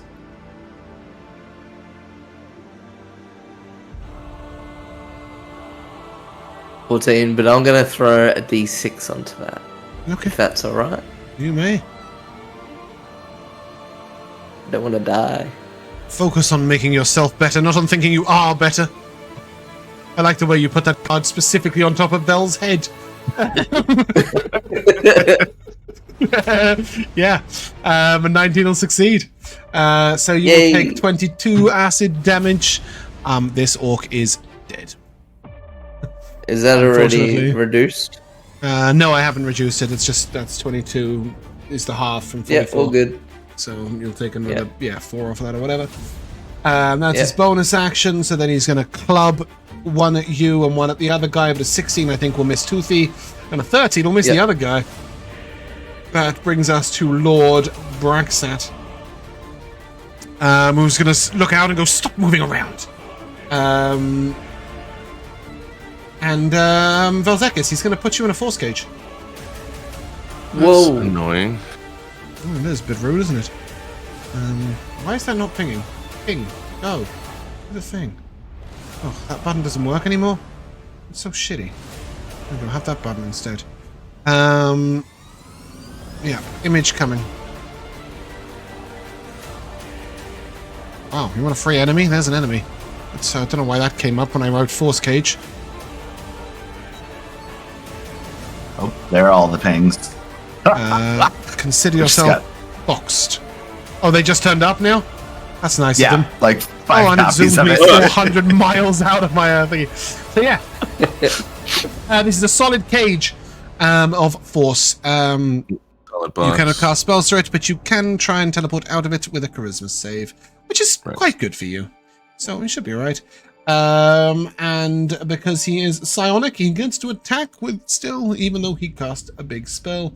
Oh, that's a terrible roll. That's an even worse roll. Yes. And I don't know why I rolled a third roll, Yeah. because he only gets 2 attacks. So he will miss twice. Okay, stop with the ping force cage now. We've got it. Vel's locked in force cage. Leave him alone. Pietro, you're up. Okay, well, I definitely want to kill this raider because, Otherwise, he will kill you. Yes. well, he might kill Nikha instead. Mm-hmm. Oh, sorry. Just bear with me a second. Cool. Carry on. I want some decent guaranteed damage. They've got 2 D6 recharge skills. So I have to remember to roll them. Alright, I don't think Pietro is willing to fuck around any longer. We're gonna throw a lightning bolt at this thing. Cool, make an in save. Sure. Suck it, Braxit. You take 14 psychic damage. Carry on. That was a 27 on your in save, right? That I saw. Correct. Yeah, okay, that's a little higher than his DC. 14, you said? 14 psychic damage, yeah, 29 halved. Okay. And then lightning bolt, you said. Dex save, I said. Correct. Okay, he is going to use his reaction to roll that with his spellcasting modifier instead, so that is a 12. That's a fail. Yeah, I thought it might be. Didn't he just use his reaction Yes. to Mind Blast? Yes, he did. Okay, fine, he's going to get a 5. You're right. I thought that made any difference, but thank you, Mark, I appreciate it. Yeah, cool. 28 lightning damage. Cool. Bring him to his knees with damage.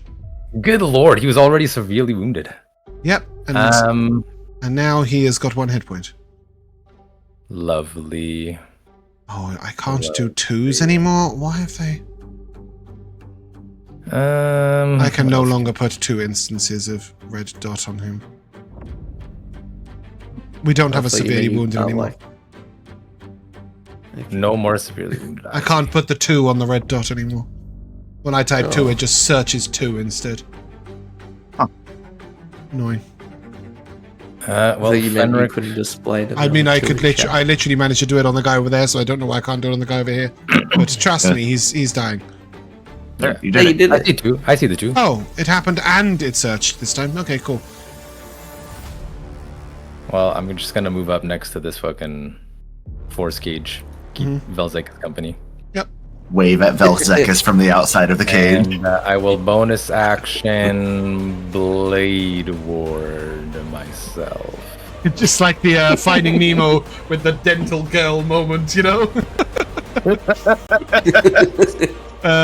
Cool. It's orc time. How many have I got left? 5? 2, 3, 4, So I've 5. got 2 plus 2 plus 1 plus 1 plus 1, 7. Ha! Go me! 1, 2, Lots of 3, hits. 4, 5 hits. Good ones.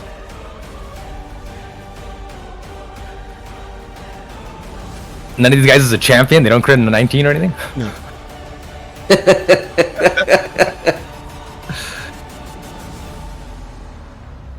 Cool. Vel'zekiss.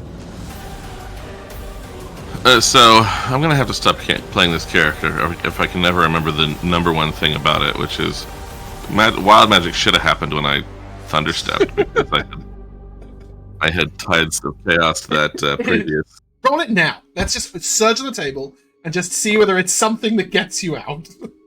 Okay, I hope you you can don't ignore it do whichever wild you prefer, but No, no, because just- if I do it, then I'm gonna get my advantage back for my charisma save, so fine. that's good for me That's in a fine, way. love but- okay. Hey, No, you're not. Make You're it welcome. Save now. you're welcome. Okay. 20. Fucking Jesus. Yeah, like as a wild magic search, you get them put in the box, and you're like, no, nobody puts Vel'zekiss in a box, idiot. And it just, out you come. I can't get you out of there. Can you get you out of there? Maybe. Let's see. Yes, I see. I physically can't. I wanted to do the measuring. It has to be directly away from the nearest creature to you. So it'll Okay, be so that'll be Pietro. Pietro. Pietro. Yeah, Yeah, it's not an enemy. we're going this way basically. Okay. Crazy. I love that. It just looks at you and he's like, have you taken a turn yet? I can't In tell Brexit. now that one orc is dead whether there's any place I can. Yeah. Oh. And that would be safe too. I'd love to safely. I could do that. That should not hurt anybody else. I want to be able to see if I can ride the lightning through both of them without hurting anybody else. I think I can do it if I go there, which I should have the speed to get to. Right. 25. Come around in there. And then like through? Yeah. To just ride the lightning That way? straight. Well, I don't even think I can get beyond that space safely. Like, I'll just go straight to the other guy like that. Oh, Because otherwise I'm hurting orcs and I don't want to do that. Okay. yeah. I mean, in safe. Yeah. Which will be at advantage because tides came back. Hey. And I rolled shit, so. Come on, dude. Did it not happen or is it just damage? I can't remember. It stuns you. Yeah. Yeah, 28 psychic damage and you are stunned for a minute. You may repeat the save thing. Cool. Well, you got a cool thing and an uncool thing. That's That's usually how it goes. What was going to happen when I attacked him with whatever I attacked him with? Exactly, So, of course, exactly. you know, So it wouldn't. Yeah, it doesn't ever change. Gotta what try you're what I gonna gotta do. try. And not only that, but it lets somebody else cast a spell, right? In his range. Yeah. 2 feet. Right. Just bonking time. First bonk. You You measuring just see it? the fireball Oh, measuring, right. I'm measuring. lined up. I was like, why is Toothy measuring a circle to hit somebody with a No. hammer? Man's I'm lost trying his to see who I can. 26 hits, 28 hits, all the things hit. Give me some Yeah. damage. And Oh shit, sorry, give me a second. Oh. Yeah, cool, carry on. I'll now second level smite with this one. Cool.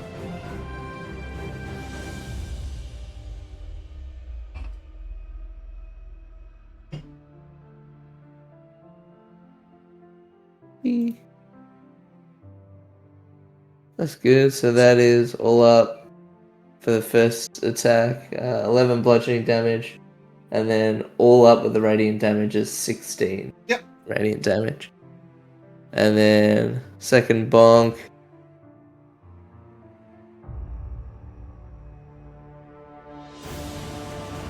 It's only an 18 to hit. Yeah, that one. Racks that big. Yeah, thought so. And then I'm gonna go over to Val and bonus action. Probably pump 15. Lay on hands, Oh. and you can He can't move. stand, he can't take reactions. Oh, he's stunned. Fuck. Now he's not Oh, well, dead though. at least That's he good. might. I was might just not thinking die. maybe I won't have to remember wild magic ever again. And then they're gonna move back just in case there's like a weird cone thing. Yeah, Fenric. Well, I don't need to steady aim, right? Because Nikha's next. Is Nikha incapacitated? Right. Yeah, I'm stunned. Oh, okay. Then steady aim. To hit it for 18. 10 misses. Really? Damn. Wow. Well, That's Nikha's nice. dead then, guys. And Nikha gets to make a wisdom save at the end of her turn.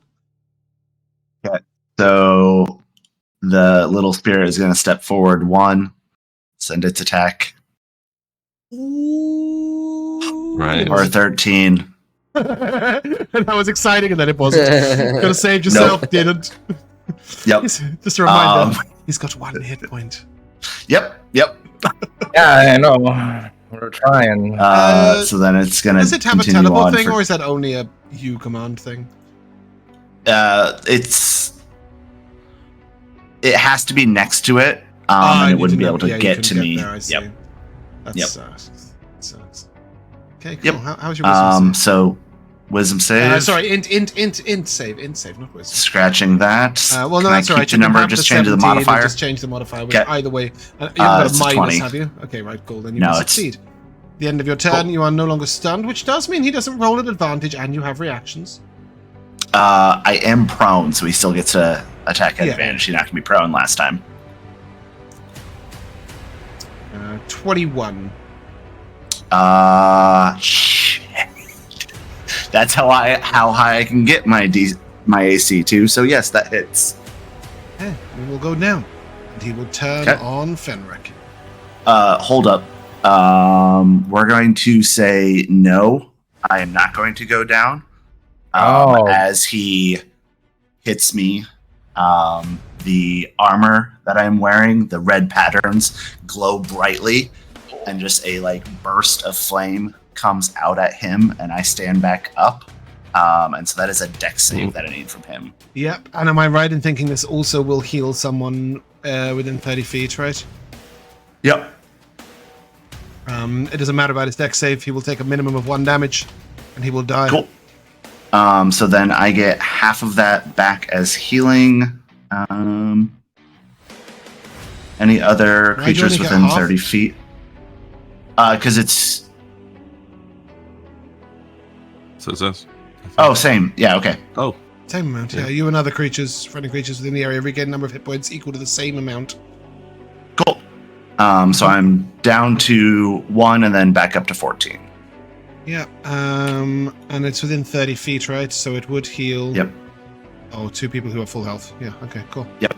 Well, that was fucking sick, wasn't it? Yeah. That was terrible, and then it was fantastic. I love that. Cool. And I'm back. Yeah, and I'm back. Yes, you are. Right, cool. Let's find out if Vel'zekiss is back in the grave. Yeah. I am going to hit you with advantage with a grave club because you're stunned. Boom. 27. Boom. 17 minus. Oh, never mind. 2d is you're not on 2d Zora. 17 bludgeoning damage. But I'm gonna whatever it's called. You know, my Admonish the I got tyrannical. my channeled. Yeah, channel divinity. My other one where it's like his AC goes up by 4. Cauterize the friend. What is the other ability? Whatever it's called. Shield the Meek? Hold on, I'll get it in a sec. I'm looking for it. Meek, shield the meek, that's the one. Shield the Meek. Right now, Vel'zekiss is looking as meek as it fucking comes. So... Wait, what? You gave him what armor class? He went up by 4. Okay, so Vel'zekiss, you take 17 bludgeoning damage. Okay, yeah, what was it? Yeah, I was going to say. I got 27 to hit. Yeah, okay. I kept confusing what I was looking at with the damage and the hit, but yeah. Yeah. Oh, it's fucking... I hate this fucking fact that all of a sudden D&D Beyond has decided that some of my rolls won't come to that. Okay, cool. And then the second hit, because you're not down, are you? No. Is a 19. It'll still hit.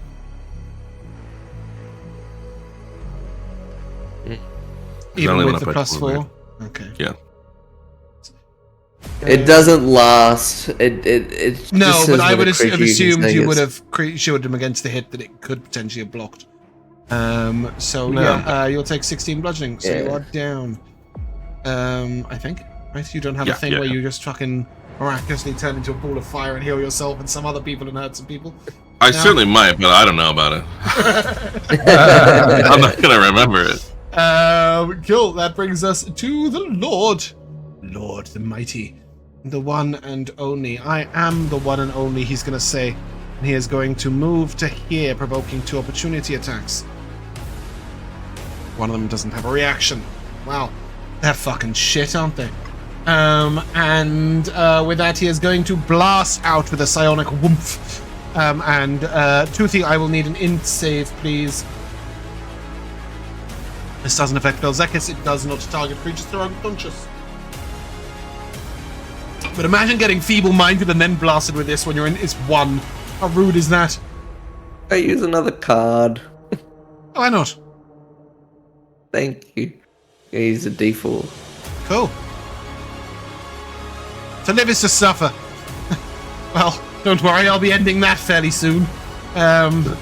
That's success. You'll take 24 psychic damage and you are not stunned. An orc died. You may cry about it later. Pietro, you're up. Am Oh, I? sorry, 2 orcs died. Where do they die? I've deleted them. You Okay. need their corpses? No. Okay, cool. Definitely Flesh Golem. I know. I got flesh golems. Really. I know, I just wondered whether you were going to use... maybe you were going to use catapults and use their skull as the...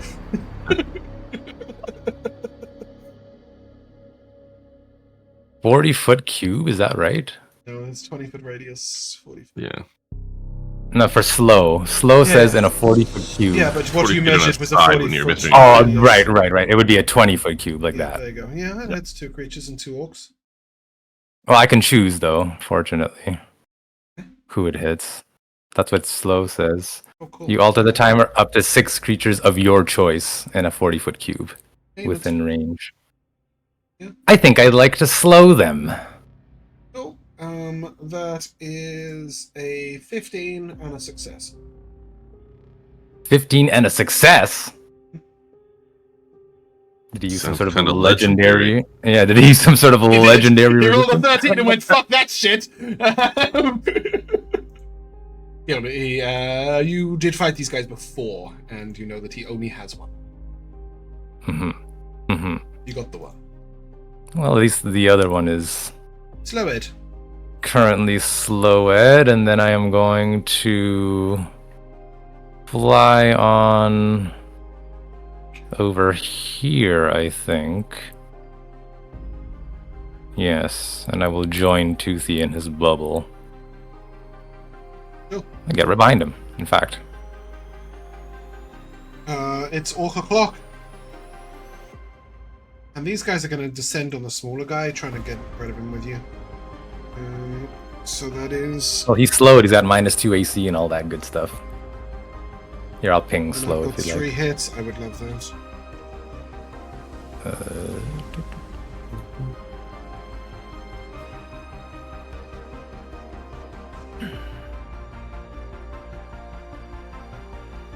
Creature's wounded. Cool. Vel'zekiss, I need a death save, please. Aren't I supposed to try to do this only to you? I can't even remember how. Yep, so on the left-hand side of roll 20, you'll see a dice. Click the dice, turn on yeah. GM roll, click D20. And stand back up. Ow! Yay. This guy. Hey, this guy. Ah, what a moment. You just see Bell just sort of like teleport himself out of a force cage, get knocked down, get back up again. Like, he's got all the things going on. And one more thing for you to remember, Joe. -1 to your spell save DC and attack and D20 test. Sure, It's yeah. an exhaustion card. That would assume I was going to do anything. You did have a magical But thing to get you back You're up up with from 1, death. right? So Yeah, exactly. That's the magical thing to get you back up from death. You do get up with 1 hit point. so it's like anything I do, I'm just going to be killed again. He has no reaction. Oh, I don't He's know that. I slowed. was unconscious. True. What about the other guy? He does not have that thing. Oh, okay. You know that. Also, he's shielded. Yeah, Christ, that feels like it was about an hour ago. No, you guys didn't see You him think shielded. you- You shielded an orc. Oh. You think you don't know that, but like as you get up, you probably just see Toothy and Pietro go, "Get him, hit him, do anything." Yeah, true. Okay, well then what should I do? Sorry, I wasn't assuming I would have a turn. Maybe what you were doing when you last died. Yeah. I didn't have 1 hit point then. That's true. How far can you go with it? Like 100 feet? 60. Oh. Yeah, so Then I can effectively- move further, Yeah, you know. exactly, right? And then you could Oh, teleport that's 15 with your bonus, and then you could run away 30 feet. You could end up all the way over there. What a journey Yeah, it would be. Yeah, basically. But no, I'm going to quicken the lightning bolt. Well, he does Sorry, also the have red- a -2 to his dex saves. So yeah, it is in fact. Jesus. Oh, I could have just drag it. All right. And that's a Okay. 0 on the first guy. And Okay. So that's a 12 on the quicken- other. Yeah. Fail. Fail in both cases. Third level spells. Here we go. 25 lightning. Yeah, okay. Did you have tides up?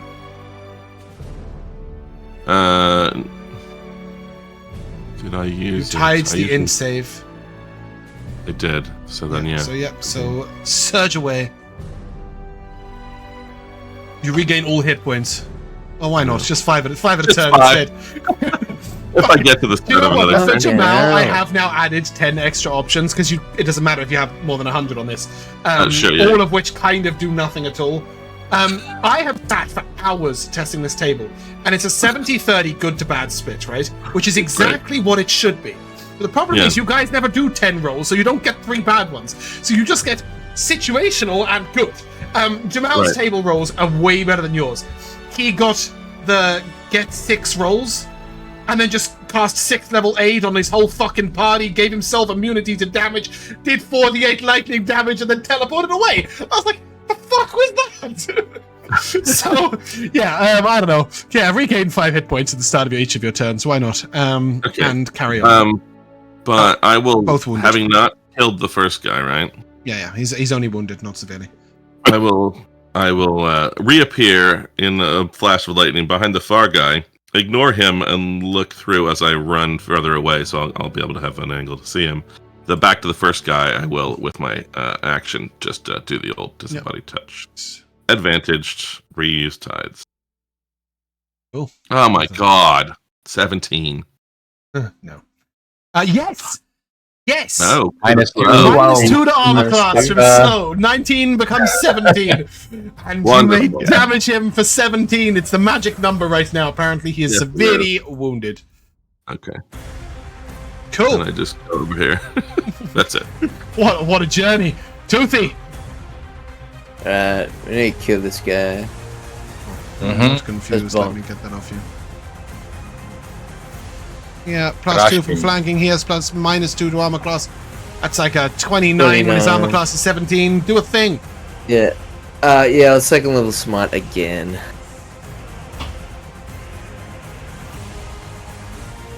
Which is do that. 10 bludgeoning and then all up 16 radiant, yeah. And then Still standing? Still standing, okay, second bonk. He's not better than he ever was though.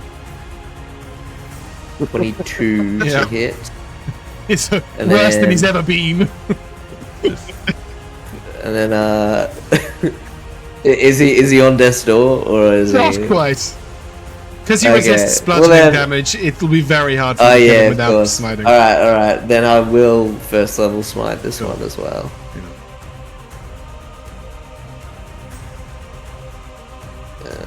Yeah, so you absolutely needed to smite. He's still alive, pre-smite. He's dead after smite. Beautiful. There goes, yeah. As the radiant light sears through him, the orcs as one will disappear. Sorry, I moved myself back a little because I wouldn't have had my full movement after. The orcs as one will turn and begin to head towards the Lord. Yeah, and then 5, 10, 15. No, Pietro's not in my thing yet. So I'm just gonna go up to there. So Pietro is still within my radius, just in case. Oh. And then for bonus action, I think I'm gonna. Is there any point? No, like if I can't out heal his damage. So I mean, how much lay of hands have you got? Like 25. I'd survive a hit. I might survive a hit. Yeah. You're saving it till tomorrow. And Nikha can heal. So yeah, okay. Yeah, I'll pump in 25 to myself. Yeah. Fenric the Swifter. If it ain't broke, don't fix it. Yeah. I'm not even gonna move. I think I can hit him. Steady aim. Great. Snap. Well, you can't steady aim and move, so. Whoa! Yeah. Here comes the money. Here, yes. I will do this. I don't even have to roll the advantage, do I? No. I will do the things. So we have 16 plus 31 piercing damage, which is 47 plus 7 radiant. 47 halved is 23 plus 7 radiant, which you're taking full. Yeah, 3 plus the 4 from crit. Damn. And then I think there's a thing, so bear with me.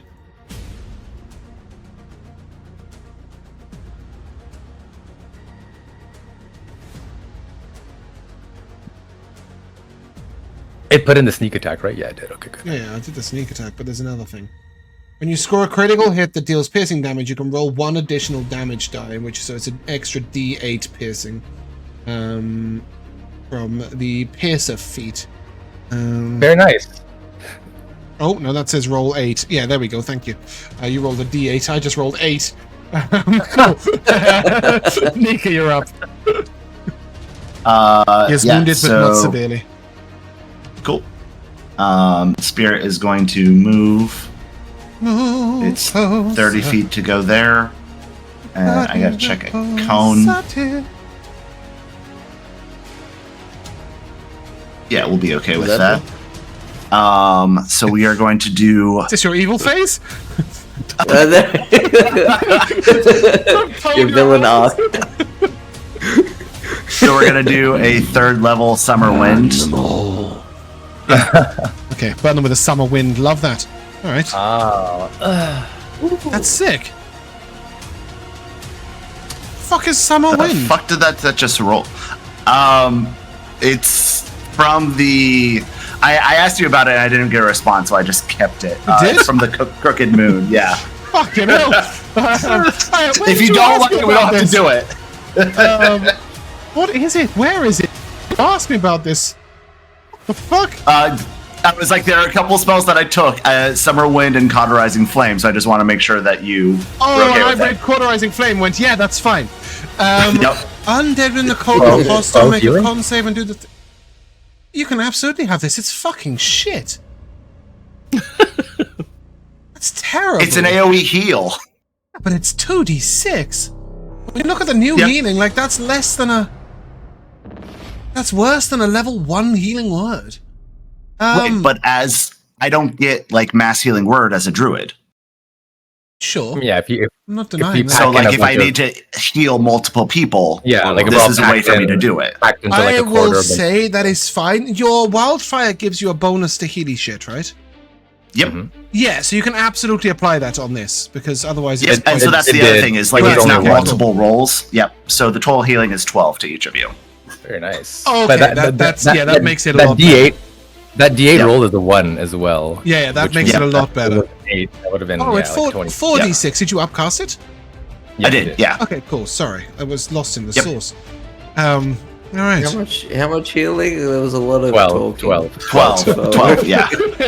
You talked a lot, idiot. I was trying to live.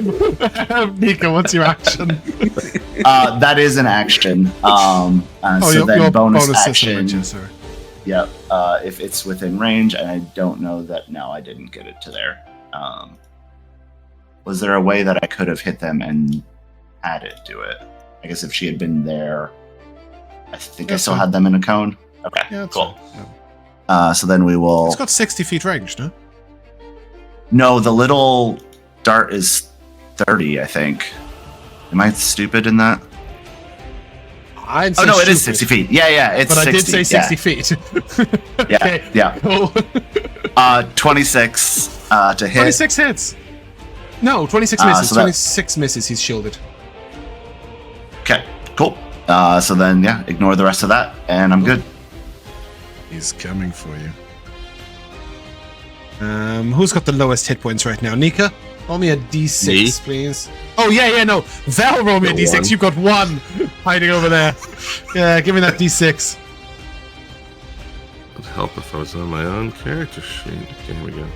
3. Is it -1 because of his exhaustion? No. So he doesn't have that, but he does have the other thing. Uh-oh.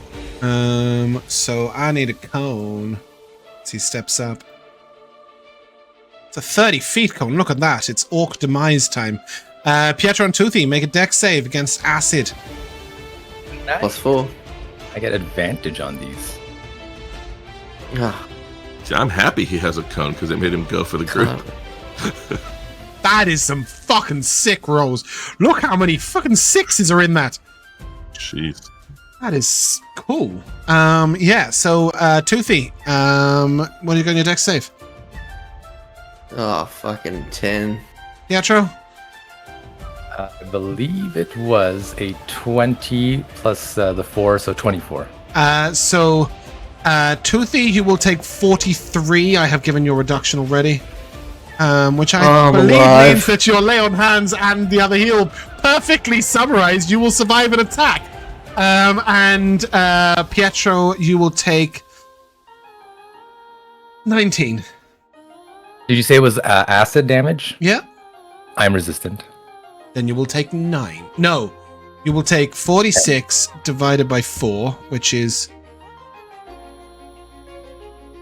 3 half to 11. 12. 11. What? Why is 46 divided by 4 12? It's not. It's right. It's 11. Well, yeah, because we round down. Yeah, So we round down. So you take 11 minus 4, so you'll take 7 acid damage. Show off. Toothy.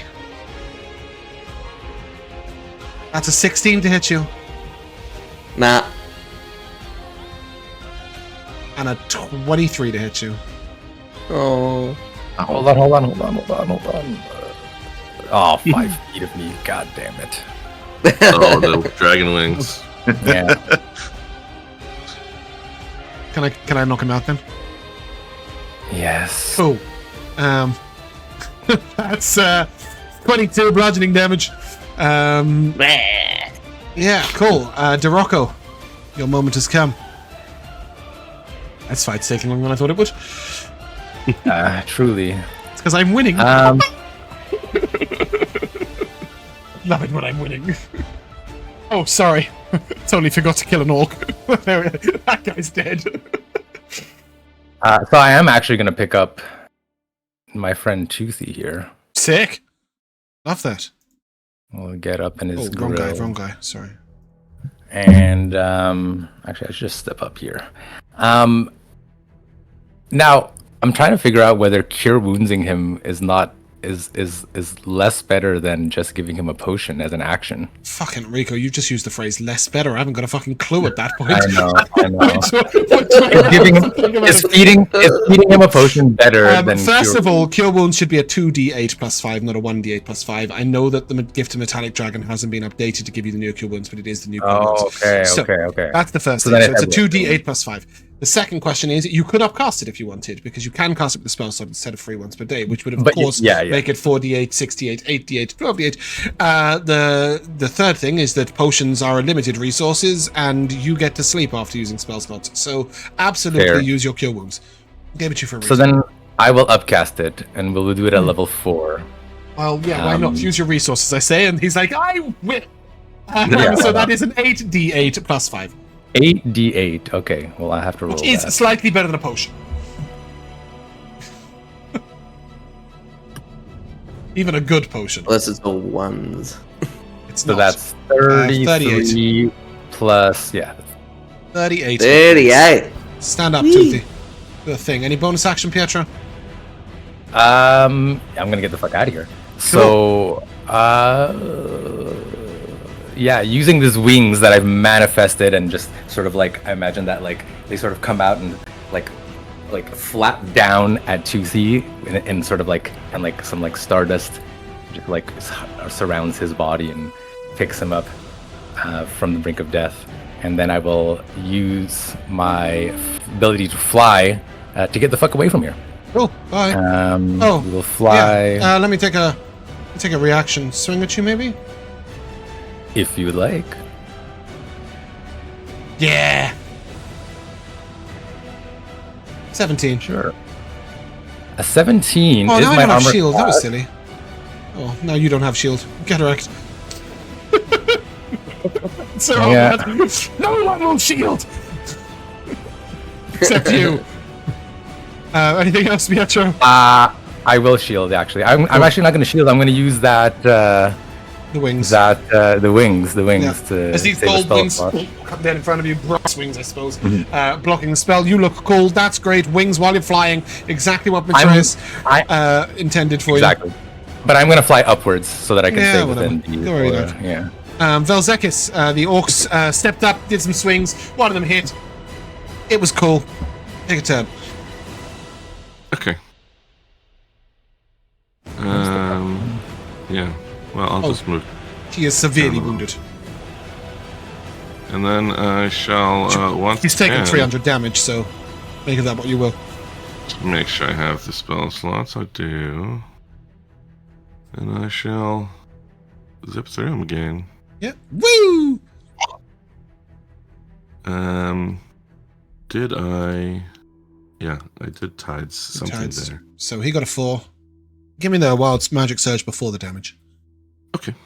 Maybe it says would deal be- max damage. Yeah, you never know. Fucking Oh, let's fucking go. so ironic. The only person that can see you is the Brexit. Let's, Not even the orc. He just looks at you and like, more tricks in Brexit. it's actually good because I'm glad I know that. You guys have seen he has True Sight before. Yeah, because like that ring, I was like, should I deliberately go right next to him so that he hits me when that triggers the mislead ring? But that would not have been very useful. Anyway, here's the lightning damage. No, Josh got very upset that because they sense your mind psionically, he couldn't hide from them. But 35 lightning damage will do it. It's nice, yeah. He's hurt. Anything else, And Vel'zekiss? he did his reactioning, so I'm just going to keep walking further away. Toothy and Clory. Maybe we should just Right, call Clory Philbon. from now on. Glory. Oh, and I got my 5 at the beginning of my turn. Sorry. Yes, you did. How long does that last, Joe? Like an hour? I will look back up. In A minute. So it'll be a total of 30. Okay. No, you get 10 rounds in them. Yep. So you get it's a total of 50. 15 plus 2 is 17. Will miss. Yep. And I can't be Glory because it's too close to Glory. Ah. Yes. No guts, no Clory. Oh, fucking that one.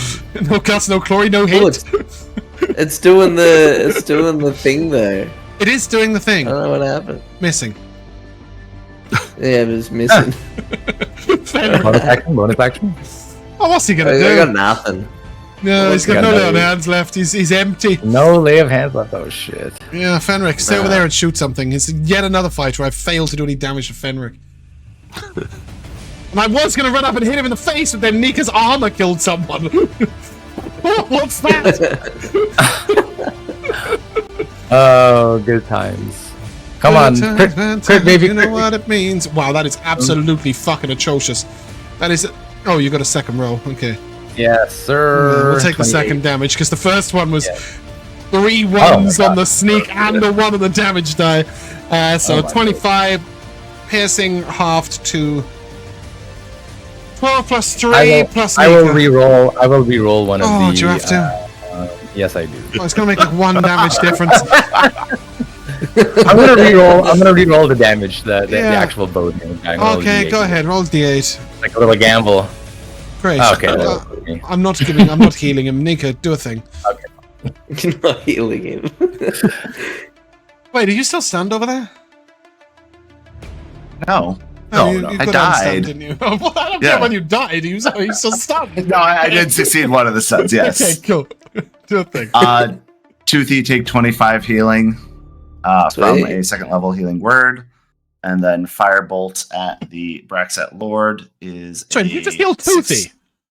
That is fucking Yeah. hilarious. Fucking Vel'zekiss is sitting on the brink of death. You're like, Toothy, take it. Well, I'm It invisible, makes so sense. Invisible, You can't target him, but I I just thought it can't was target funny. him. That Yeah. was funny. I'm guessing a 16 is missing, though. Yes. Yep. So that's it for me. Oh, it's Pound Town. Here we go. Oh, while I remember, I have another exhaustion card. Cool. Yeah, why not? I don't think I want to cast any of these spells. Do I? Phantasmal Kit is such a cool spell, though. Let's see who's gonna die. Do it. Who's got the lowest hit points? Vel and Nikha, D6 each, please. Oh god, please. No. Yeah! No. Double sixes, action, bonus action. Here we go. Toothy, you can take an opportunity attack if you want. Yep. Cast Smite. I got. Oh hell yeah! Would 27, he'll shield. I got a. Isn't it? 27 plus 2, 29. Oh, yeah, it was And 13. then technically Okay. a 28 though, because I've got. Yeah, Oh. 28 will There's a hit, 28. so you won't shield. Yeah, you can smite if you want. Cool. Yeah, cool. I'll Smite. Right with all your might. You can't see Vel. You Yeah. can't see Vel, actually. Yeah. We'll do one in each direction. That sounds like fun. Second level. I like the idea that he's severely wounded, and yet you're definitely still sure this isn't going to kill him. These guys have way too many hit points. Oh, he started with 400. I mean, technically he started with 275 because the orcs had done him damage, but yeah. 12 bludgeoning. It's just he's resistant to the physical Yeah. damage. Yeah. So I know that there's no And way to he's going to then- smite 35 damage. 14. Yeah. Cool. He's hurt, but he's Cool. not dead. So you guys make a dex save. Oh. A deck save? Pietro Yep. plus 4. So he's going to Yeah. spit acid and then psionically blast over there. Oh, Nikha, you're fucked. There's no way you survive this. So DC's an 18. Let's tell you that right now. My D6 is stuck doing a humping another 3. There we go. You succeed, you take 20. You don't, you take 40 acid damage. And then you lot can make me an intelligence saving throw. 10 minus 4 from... minus 4 damage, right? Yeah. 6 damage. Sorry. Would you You say lot. int save? Save, yeah. This lot. So as Nikha gets hit When? with her damage, you just see her like get to the knee, shake it off, and stand back up with 1 HP. Yes, Renault? sir! Yep. It was like that earlier version was like orc on steroids, and that's just Yep. regular. Yeah, if it's like down. Down. I know that James is gonna knock me down, so I just build a character that like resists it as many times as possible. No, that's Um, reasonable. This DC is also an 18. So if you got below an 18, Vel, you've only got 1 exhaustion card, right? So you will get an Correct. 18. You got below an 18, you'll take 51 psychic damage. Got above an 18, you'll take none. Oh, awesome. Isn't Oh, that none. exciting? 0. Very nice. This orc just vaporized. Oh no. There's gonna be This no orc, orcs left. not even wounded, by the way. Jeez. Wow. The survival. Yeah, he's the clan leader. You'll have a chat with him after. That's the whole point of this. no. Pietro. Yes. I'm gonna try. He has 7 hit points. Has he reacted yet? No, he No. just had a fucking turn. Jesus. Can't And do- cast your we mind, don't but he know- does have shield. Oh, he can't. He can't do the He might the have mind counter blast? spell, but he doesn't have the mind. No, he does a blast instead. He's a cone guy. Oh, interesting. Just because he wants to give you PTSD about mind flayers. He's a carnid. Yeah, I think we're gonna probably lightning bolt him. They've been Okay, taking cool. lightning damage. Yeah, info. Yeah. Give me damage. Let's do that. What level do I want to do it? Probably 30. Yeah. Oh, lots of 6s. He is the cyber system. Ow. What the fuck just came out of my face? I don't know. Please subscribe his grisly demise. Yeah, just like Pietro from the air, outreach with both hands and shoot the lightning into its head and just sort of like continue channeling the lightning into its head until it becomes super hot and just... You just hear the orc. In. I think what you were saying is what the orc... I think what you were saying is... before What he's is what thinking, the yeah. orc is saying aloud. That's how it translates to us. He's probably thinking that he's saying some cool shit, but fuck him. explode his head. Yeah. And in victory, the orc will turn to you. What the fuck? Ignore half the fact that he's been cut in half by his own shield. I don't know what happened in that art that I didn't notice while generating 60 really pieces cool. of art. But yes, he will look It's like to you leaning and on say, it. "Without you, I would not stand. Grateful. Me, Dazark. You. I am Pietro di Rocco. Fancy name. Fancy wizard. And these are my companions. Please begin to introduce yourselves. So that I don't You look all like do so. friggin' We do knob. that. Yeah. Oxen.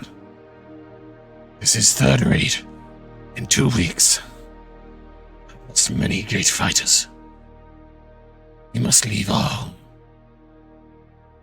What's that? They are not usually this aggressive. But a dragon has taken residence in their home.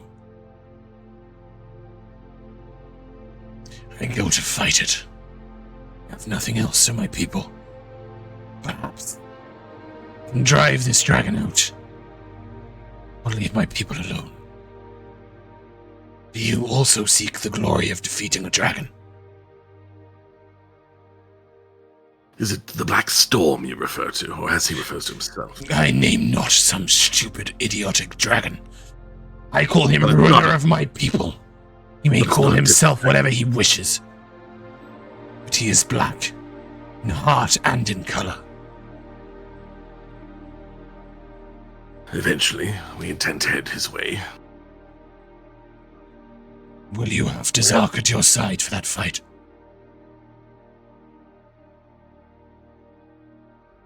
Yes. But I think it would be better than having you go ahead and die on your own and do no good when we get there. Death is likely. I do not Will you fear accompany? death. Will you accompany us on our task? I have no time for side quests. I will wait near the dragon's lair. I made myself laugh at that line. I will wait near the dragon's lair. See you when you arrive. Gods to pray to. I'll put my people to rest. Your aid in this battle is appreciated. They will be buried with their weapons. This trinket. He will take a small bracelet from one of the orcs who looked sort of shamanistic. You should carry this as a token of their appreciation. He nods, and with that he turns away, putting his people to rest, expecting you to do whatever it is you do after winning. The bracelet is not magical in any manner. It is a sort of copper bracelet with a sort of jade marking. But as Nikha, as you see this, you will see that on the bracelet there are various little markings inscribed into it, and this is a custom that your people have too with their shamans. And it marks not the people killed, but the people saved. Many orc warriors carry sort of tokens of how many they've killed, but these are not passed on in death. But the mark of a shaman's bracelet is passed on, as another person may continue to save others and make markings in the bracelet. And with that, we'll take a short break and calculate some XP. Hello, and welcome back to the second half of Elsewhither. I didn't realise, but the party just leveled up. Isn't that exciting? Woo. With that, they gained absolutely nothing because we're going to deal with it over the next week. And so, as you continue onwards, there is no more danger, no more trouble, no more struggles, until you approach the outskirts of what is Toothy's home. You are noted fairly quickly on the outskirts by a scout called Drifts on Sands. Toothy, you probably know Drifts, at least know of them. Drifts is a female Tabaxi who is extremely quick And in finding her name, she fled from a very quick predator for many miles, and as such has been assigned the position of scout many times. As she sees you, she will sort of at first say, "Halt, travelers," and then sees you and to a slow side head incline. This is a mixture of symbols that you know to first of all mean greetings. Secondly, there's the tilt of the head, the questioning. You didn't leave alone, but you've returned alone. Also, were these people? She says none of that. She just looks at you.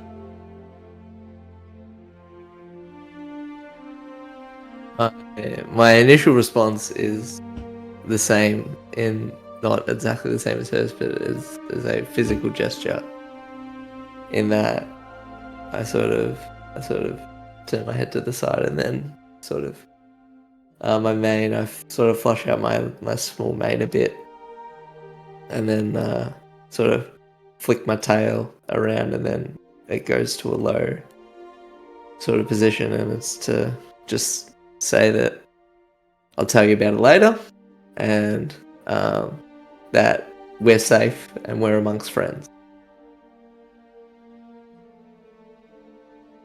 She looks to the others. I do not know you. No. Do you walk with tooth and claw, knowing you would be an honor? Please, come into our place of safety. You see her make a tiny little gesture that, sort of as she raises up or knows it, that it is sort of almost looks like a twitch. And you don't know what it means until your eyes catch the lowering of bows.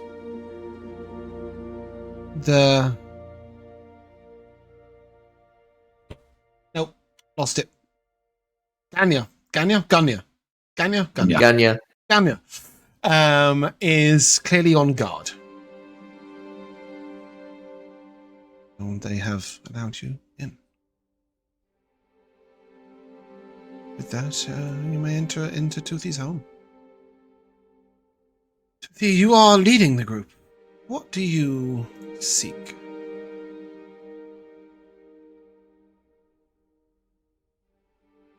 Where do you go first? I think I seek to just actually explain a little bit, give you a little bit of context first to everyone as to how this is going to work.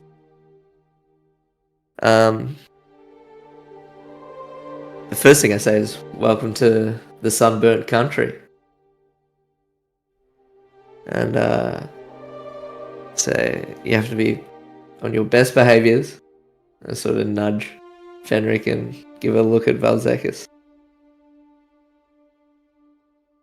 And there's mainly one rule that you have to follow to the T, which is respect the elders. If you do that, you'll be fine. Alright, now follow me. And I think it'll sort of pick up the pace, and I'm eager to go and see my mum. Mm-hmm. I want to see my mum. Okay. And what is your mother's name? What does she look like? My mother's name is... Oh, fuck, I forgot it. I can check while it happens. Tooth and claw, drifts on sands. Oh, fuck, I forgot it. You know, she seen her name, and she had it very briefly. it was Searcher of Dreams. Searcher of Dreams. And how does she look to you? So she's obviously older and has a lot more grey through her, but she's like, I resemble her a lot. I'm like, the apple doesn't fall far from the tree. And she's smaller, she's more wiry, where it's like I'm like a bit bulkier and stuff like that, and she has but the same sort of grey sandy sort of colouring and she's wearing sort of the most colors out of the lot of that you see from people to people. She's and I sort of explained that, like, she's very respected as an elder.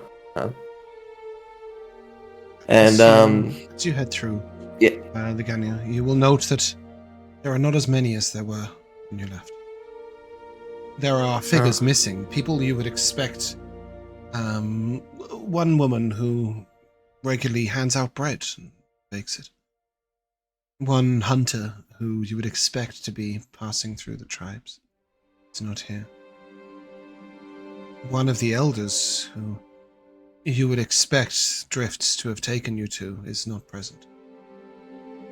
And when you turn and arrive, your mother sees you. She will immediately... She comes close to you. She puts her arm immediately on your shoulder, but you see she reaches out with her other arm as if to hug somebody next to you. Storms?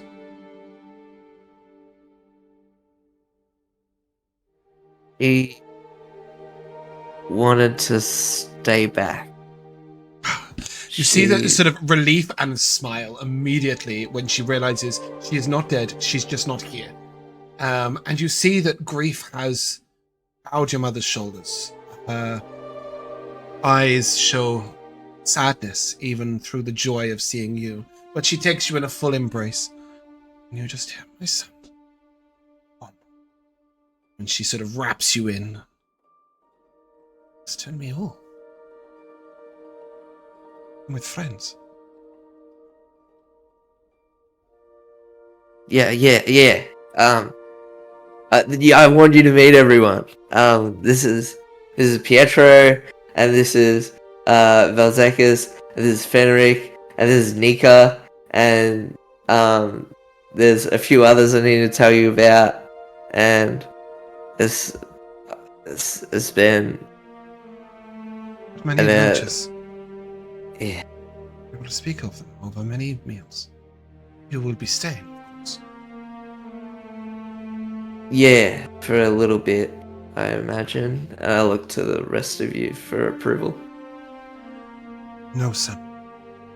Your strength is needed with the tribe. We are fewer, we take. We have had many grievances.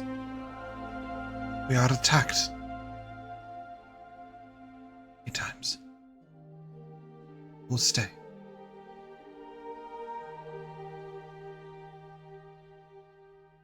Yeah, we'll stay. She nods. You may all stay as long as you wish. We are sorry that the tribe cannot offer more right now. Many attacks we have weathered. Those From whom? much greater than ours. The Braxat and from a dragon. Zaraktin. Is that its vicious and wild name? We know him only as the Black Storm. It is. Your knowledge must be given to the whole tribe. Knowledge is to be shared, not kept to oneself. I'll do what I can. Do what you must. She sort of looks to Toothy and says, you know, the evening approaches. And you would know this to mean a few things. First of all, that the tribe will gather as a whole fairly shortly around the central campfire. And secondly, that if you have news to share, that is where you will share it.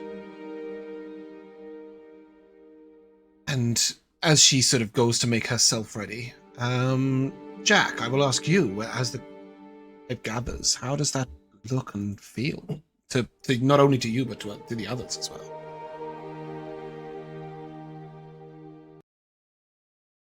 It's the campfire to my people is like our church. It's our temple. And so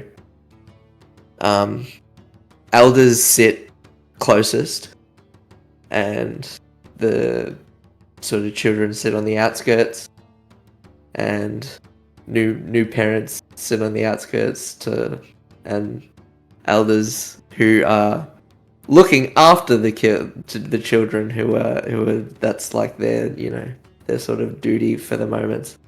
Sit on the outskirts, and all the adults sit sort of somewhere in between. And I imagine there's nowhere near as the amount that there once was, so there were a few gaps around, and but it's a ceremony. It's a ritual to these things. So my culture is steeped in oral tradition. It's story time is how we remember everything. There is no written language.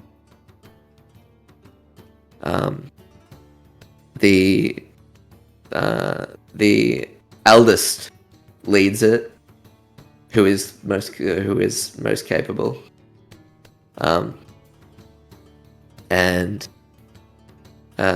people are welcomed to sort of stand, say whatever they want to say, and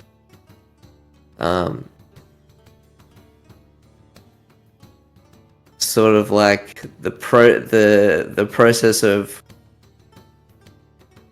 what story we are gonna tell everyone tonight is a sacred ritual. In that's what the corroboree is, and so the word corroboree means dance and story as one word, and a select few are adorned in special garb and special weapons that have all sorts of symbols and beads, and they're painted and carved, and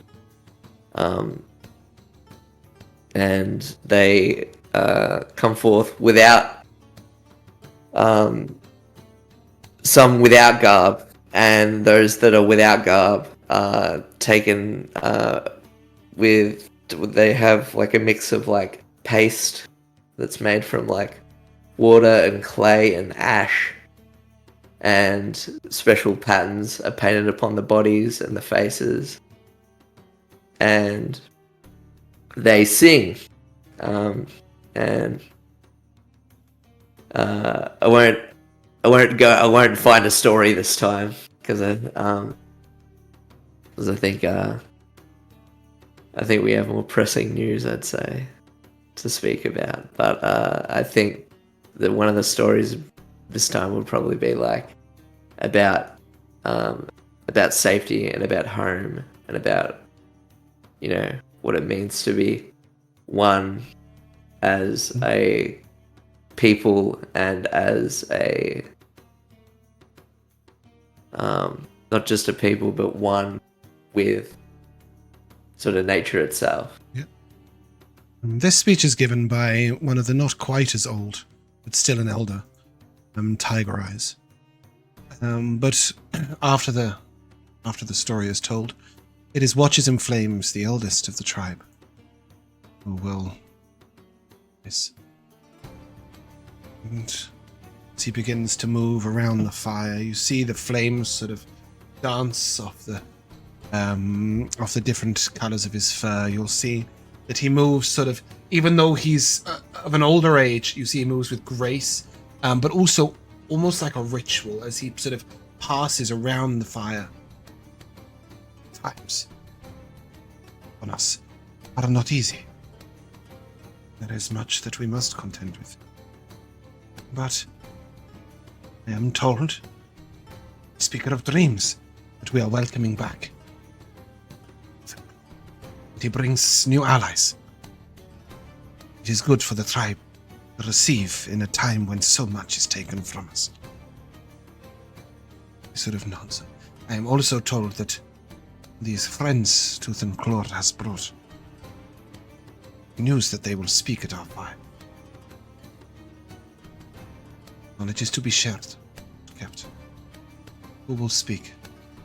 And you see, he doesn't ask you as a group. He asks Toothy who will speak. It isn't My companion rude. will speak. Sorry, just to clarify, it isn't rude, Yeah. but there is a very obvious, like, dismissal of the fact that you four are there. Like, you're there, but like the children are all looking at you really curiously and like paying attention to you, but the adults are all pointedly not. Right? This is not the moment. After, when food is shared, that is when they will speak with you as equals and as people to get to know you. But right now, realistically, you should be somewhere outside the tents if you didn't have news. But you have news. So when you say my companion will speak, carry on. Sorry. Back. Yeah. My companion will speak. Pietro de Rocco. With that, he will look and wait for you to stand, Pietro. When he sees you stand, you see he sort of reaches into the flame real quickly. And he snatches a small branch of wood that hasn't yet caught the flames completely. And he will reach out and hold this out to you. The welcome of the fire is with you today. You may speak. Do I take this? He smiles, and for the first time, like, he breaks the ceremony for it a second, and you may hold it however you please. Yes, if you would, it would be... I will levitate it towards my hand, and I will hold it up. Seeing this, he sort of takes a second little nod and parts with you. I spoke at the great length with the great brass dragon, Mithraesk. He spoke to me of this one you call the Black Death. Is that what they call it? I can't remember. Mm-hmm. There's a Storm. Oh, the Black Storm. Yes, the Black Death is definitely a plague. There is a collective gasp that goes round the campfire, not at the plague, but at the mention of this dragon, who is, I suppose, a plague in his own way. Yes. Well, let us see. And I will pull out Akka and sort of like have him float above me and flip through the pages to where Pietro was obviously taking notes during his lessons. And I'll just start regurgitating. His name is Zarakathin. He's an ancient black dragon who's taken his den in the north. What else did we learn from fucking Mithraesk? Does anyone remember? Where he sleeps, and that's about it. Where he sleeps. I'll explain that the Braxat were driven from their home. This is why they come here to these lands. One younger adult interrupts very rudely, and there is a sort of... He's silenced very quickly, but you do hear him say, if the Braxat were driven out, how are we to survive? Shh. Sort of The Braxat. moment, yeah. Carry on. The Braxat are strong, no doubt. But they lack a conviction. This is true. They are not. And he uses the same word that Toothy has used multiple times, that the tribesman has used, that means sort of not only one with each other, but also one with the world. They're not in that state of being that these people revere, and they acknowledge that the Braxat are not in that state, and therefore they are weaker.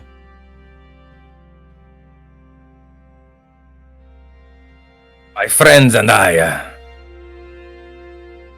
your tooth and claw included, we have driven back many great threat. Even the dragon itself.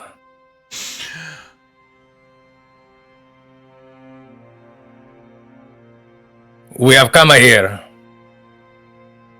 to deal with this Zarak thing.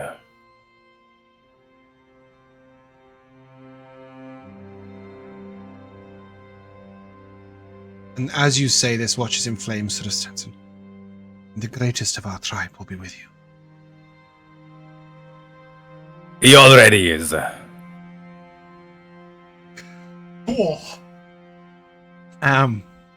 As you say that, he sort of nods, and it seems you have travelled far with you. But others will stand with you as well. And is no light foe. He will call Tree's Shade. You have already met Drifts on Sands.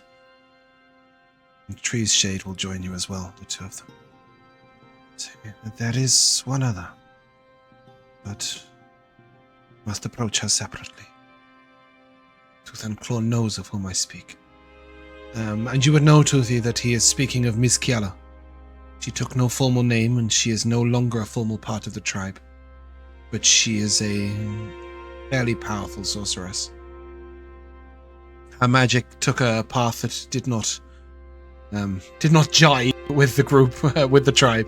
Did not jibe with the tribe. So she keeps to herself, but she is still called upon in times of need. So you will visit her later, but look to Tooth and Claw and just great allies. Do they overestimate their abilities?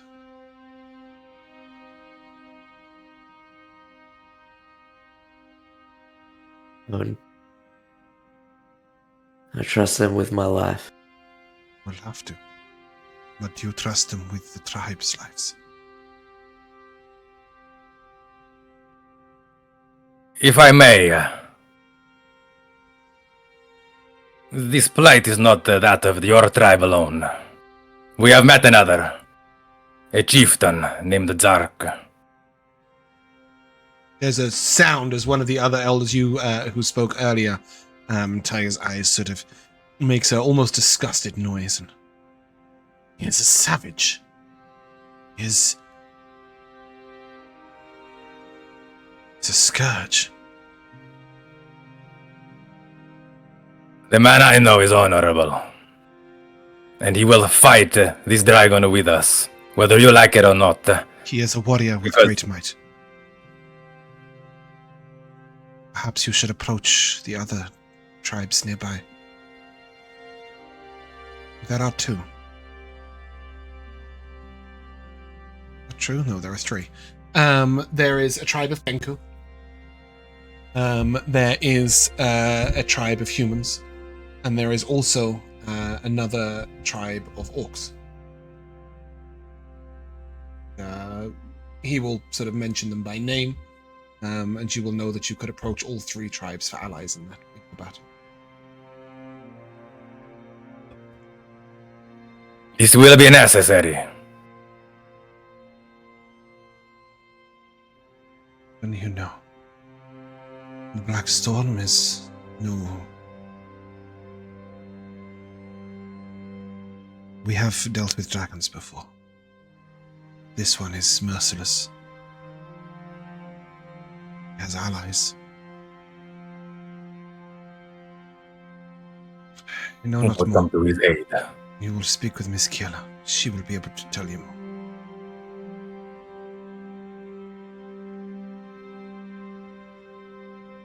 We thank you, Frodorak. And I will float the stick back to whomever looks the most important. Him. It is definitely him. As you do that, I jump up and I grab the stick as it's floating over. Sorry, So there's one more thing Just that... give you a little correction Yeah. on that. The stick is only for Yeah, those who are cool. not part of the tribe. Oh, So- okay, that makes so sense. You can speak and you can speak freely as Cool, well. I can speak in full. Yeah.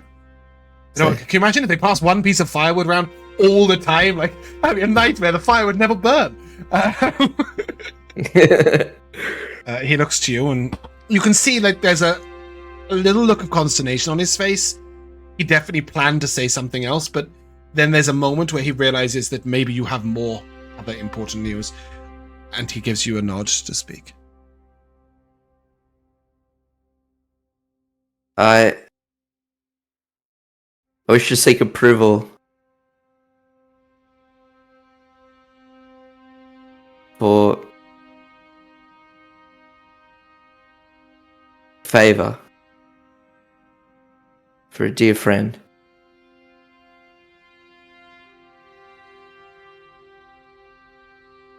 On my travels, we had another. He laid down his life to protect us. He has no home. I wish him to be buried with our people. You hear one of the other elders say, "It is unconscionable."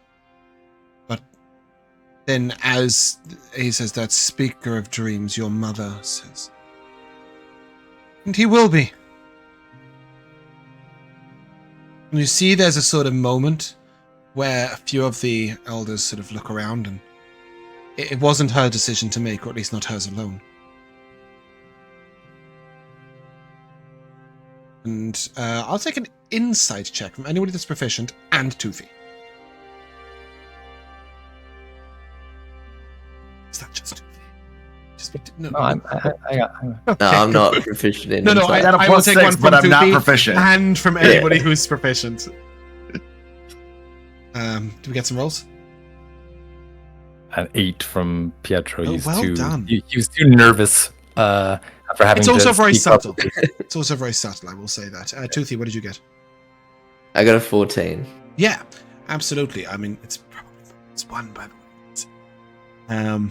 Oh yeah, but never 13. mind. But yes, even so, the DC wasn't particularly high. You will see 7 or 8 different elders raise a paw, and then some of them then lower it. You're unable to do the head count, but you know a vote was just cast. And watches in flame says, "We will give him his proper due." And I'd hope that would be this episode, but I think that is where we're going to end. Right there. I have to change the fucking title.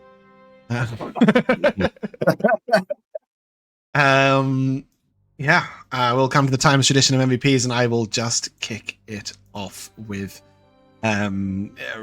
Rico's. He already is with us. I gave you straight away inspiration success. I had a little choke up when you said it, like I couldn't even get my next words out. Yeah, just that was a really incredible moment. And then also just a tiny little one, which I can't leave out because I just thought it was fucking hilarious, where Vel'zekiss, looking at his room after a few days, went, "This is stupid, I'm not Boxo." But it really cracked me up when he said it. So yeah, that's me. Jack, up with you. It's got to be Rico rolling with the sudden. I'd pick Pietro to speak. You know what I mean, and doing it so well. It's, you know what I mean. Thank you. Yeah, simple. Pietro loves to speak publicly as much as Rico does, so. Is that a lot or not at all? Not at all. Okay, I wasn't sure. Maybe he had to speak publicly a lot.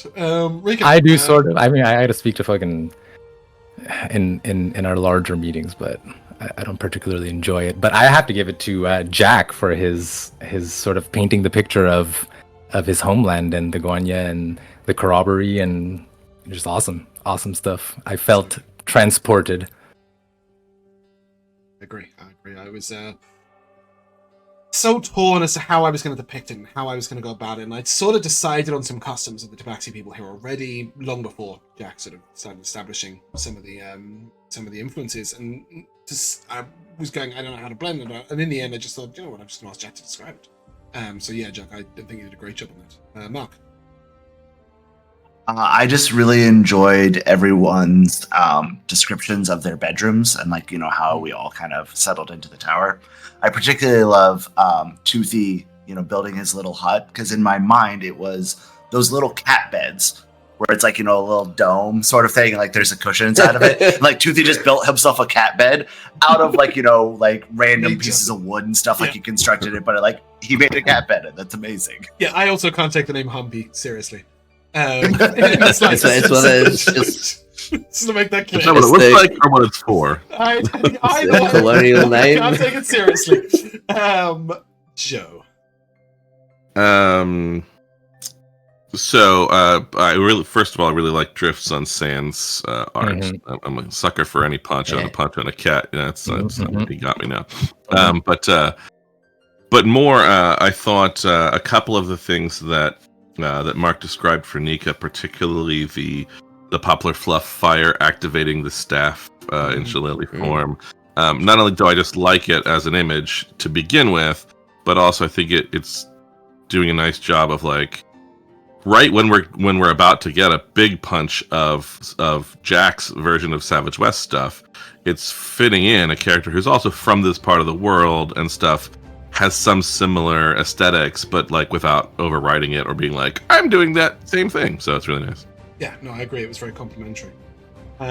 Just a couple of minor moments. Mark doing his best Chumbawamba impression. I get knocked down, but I get up again twice. With his armor and then with his orc. It was really cool. Love to see that. I really liked seeing how Vel'zekiss just teleported out of the. He will not be caged, right? Which I just thought was so thematic. It just the wild surge giving him the teleport, him succeeding the charisma save straight out. None of that, I will not be held in one place by anyone or anything was really, really cool. And also just the way the combat sort of panned out was like you guys sort of like almost swarming a creature and dealing with that, and then swarming a creature and dealing with that. I really like how many of our casters use Toothy's aura, even though they could technically be 80 feet away. It's really interesting seeing how, especially Vel'zekiss, Pietro, specifically with their movement abilities, the flight, etc., are just constantly in and out of Toothy's area. And then Fenric's just... it's like in this whole fight, you guys were like, teleport, move, fly, go here, go there, wildfire spirit, teleport. And Fenric stood in one spot on the rock and went, and took 0 damage. It's just the way it goes, isn't it? But yeah, anyway, that is where we're going to end. So if you guys would like to say goodbye. Bye-bye. Goodbye. We shall see you soon.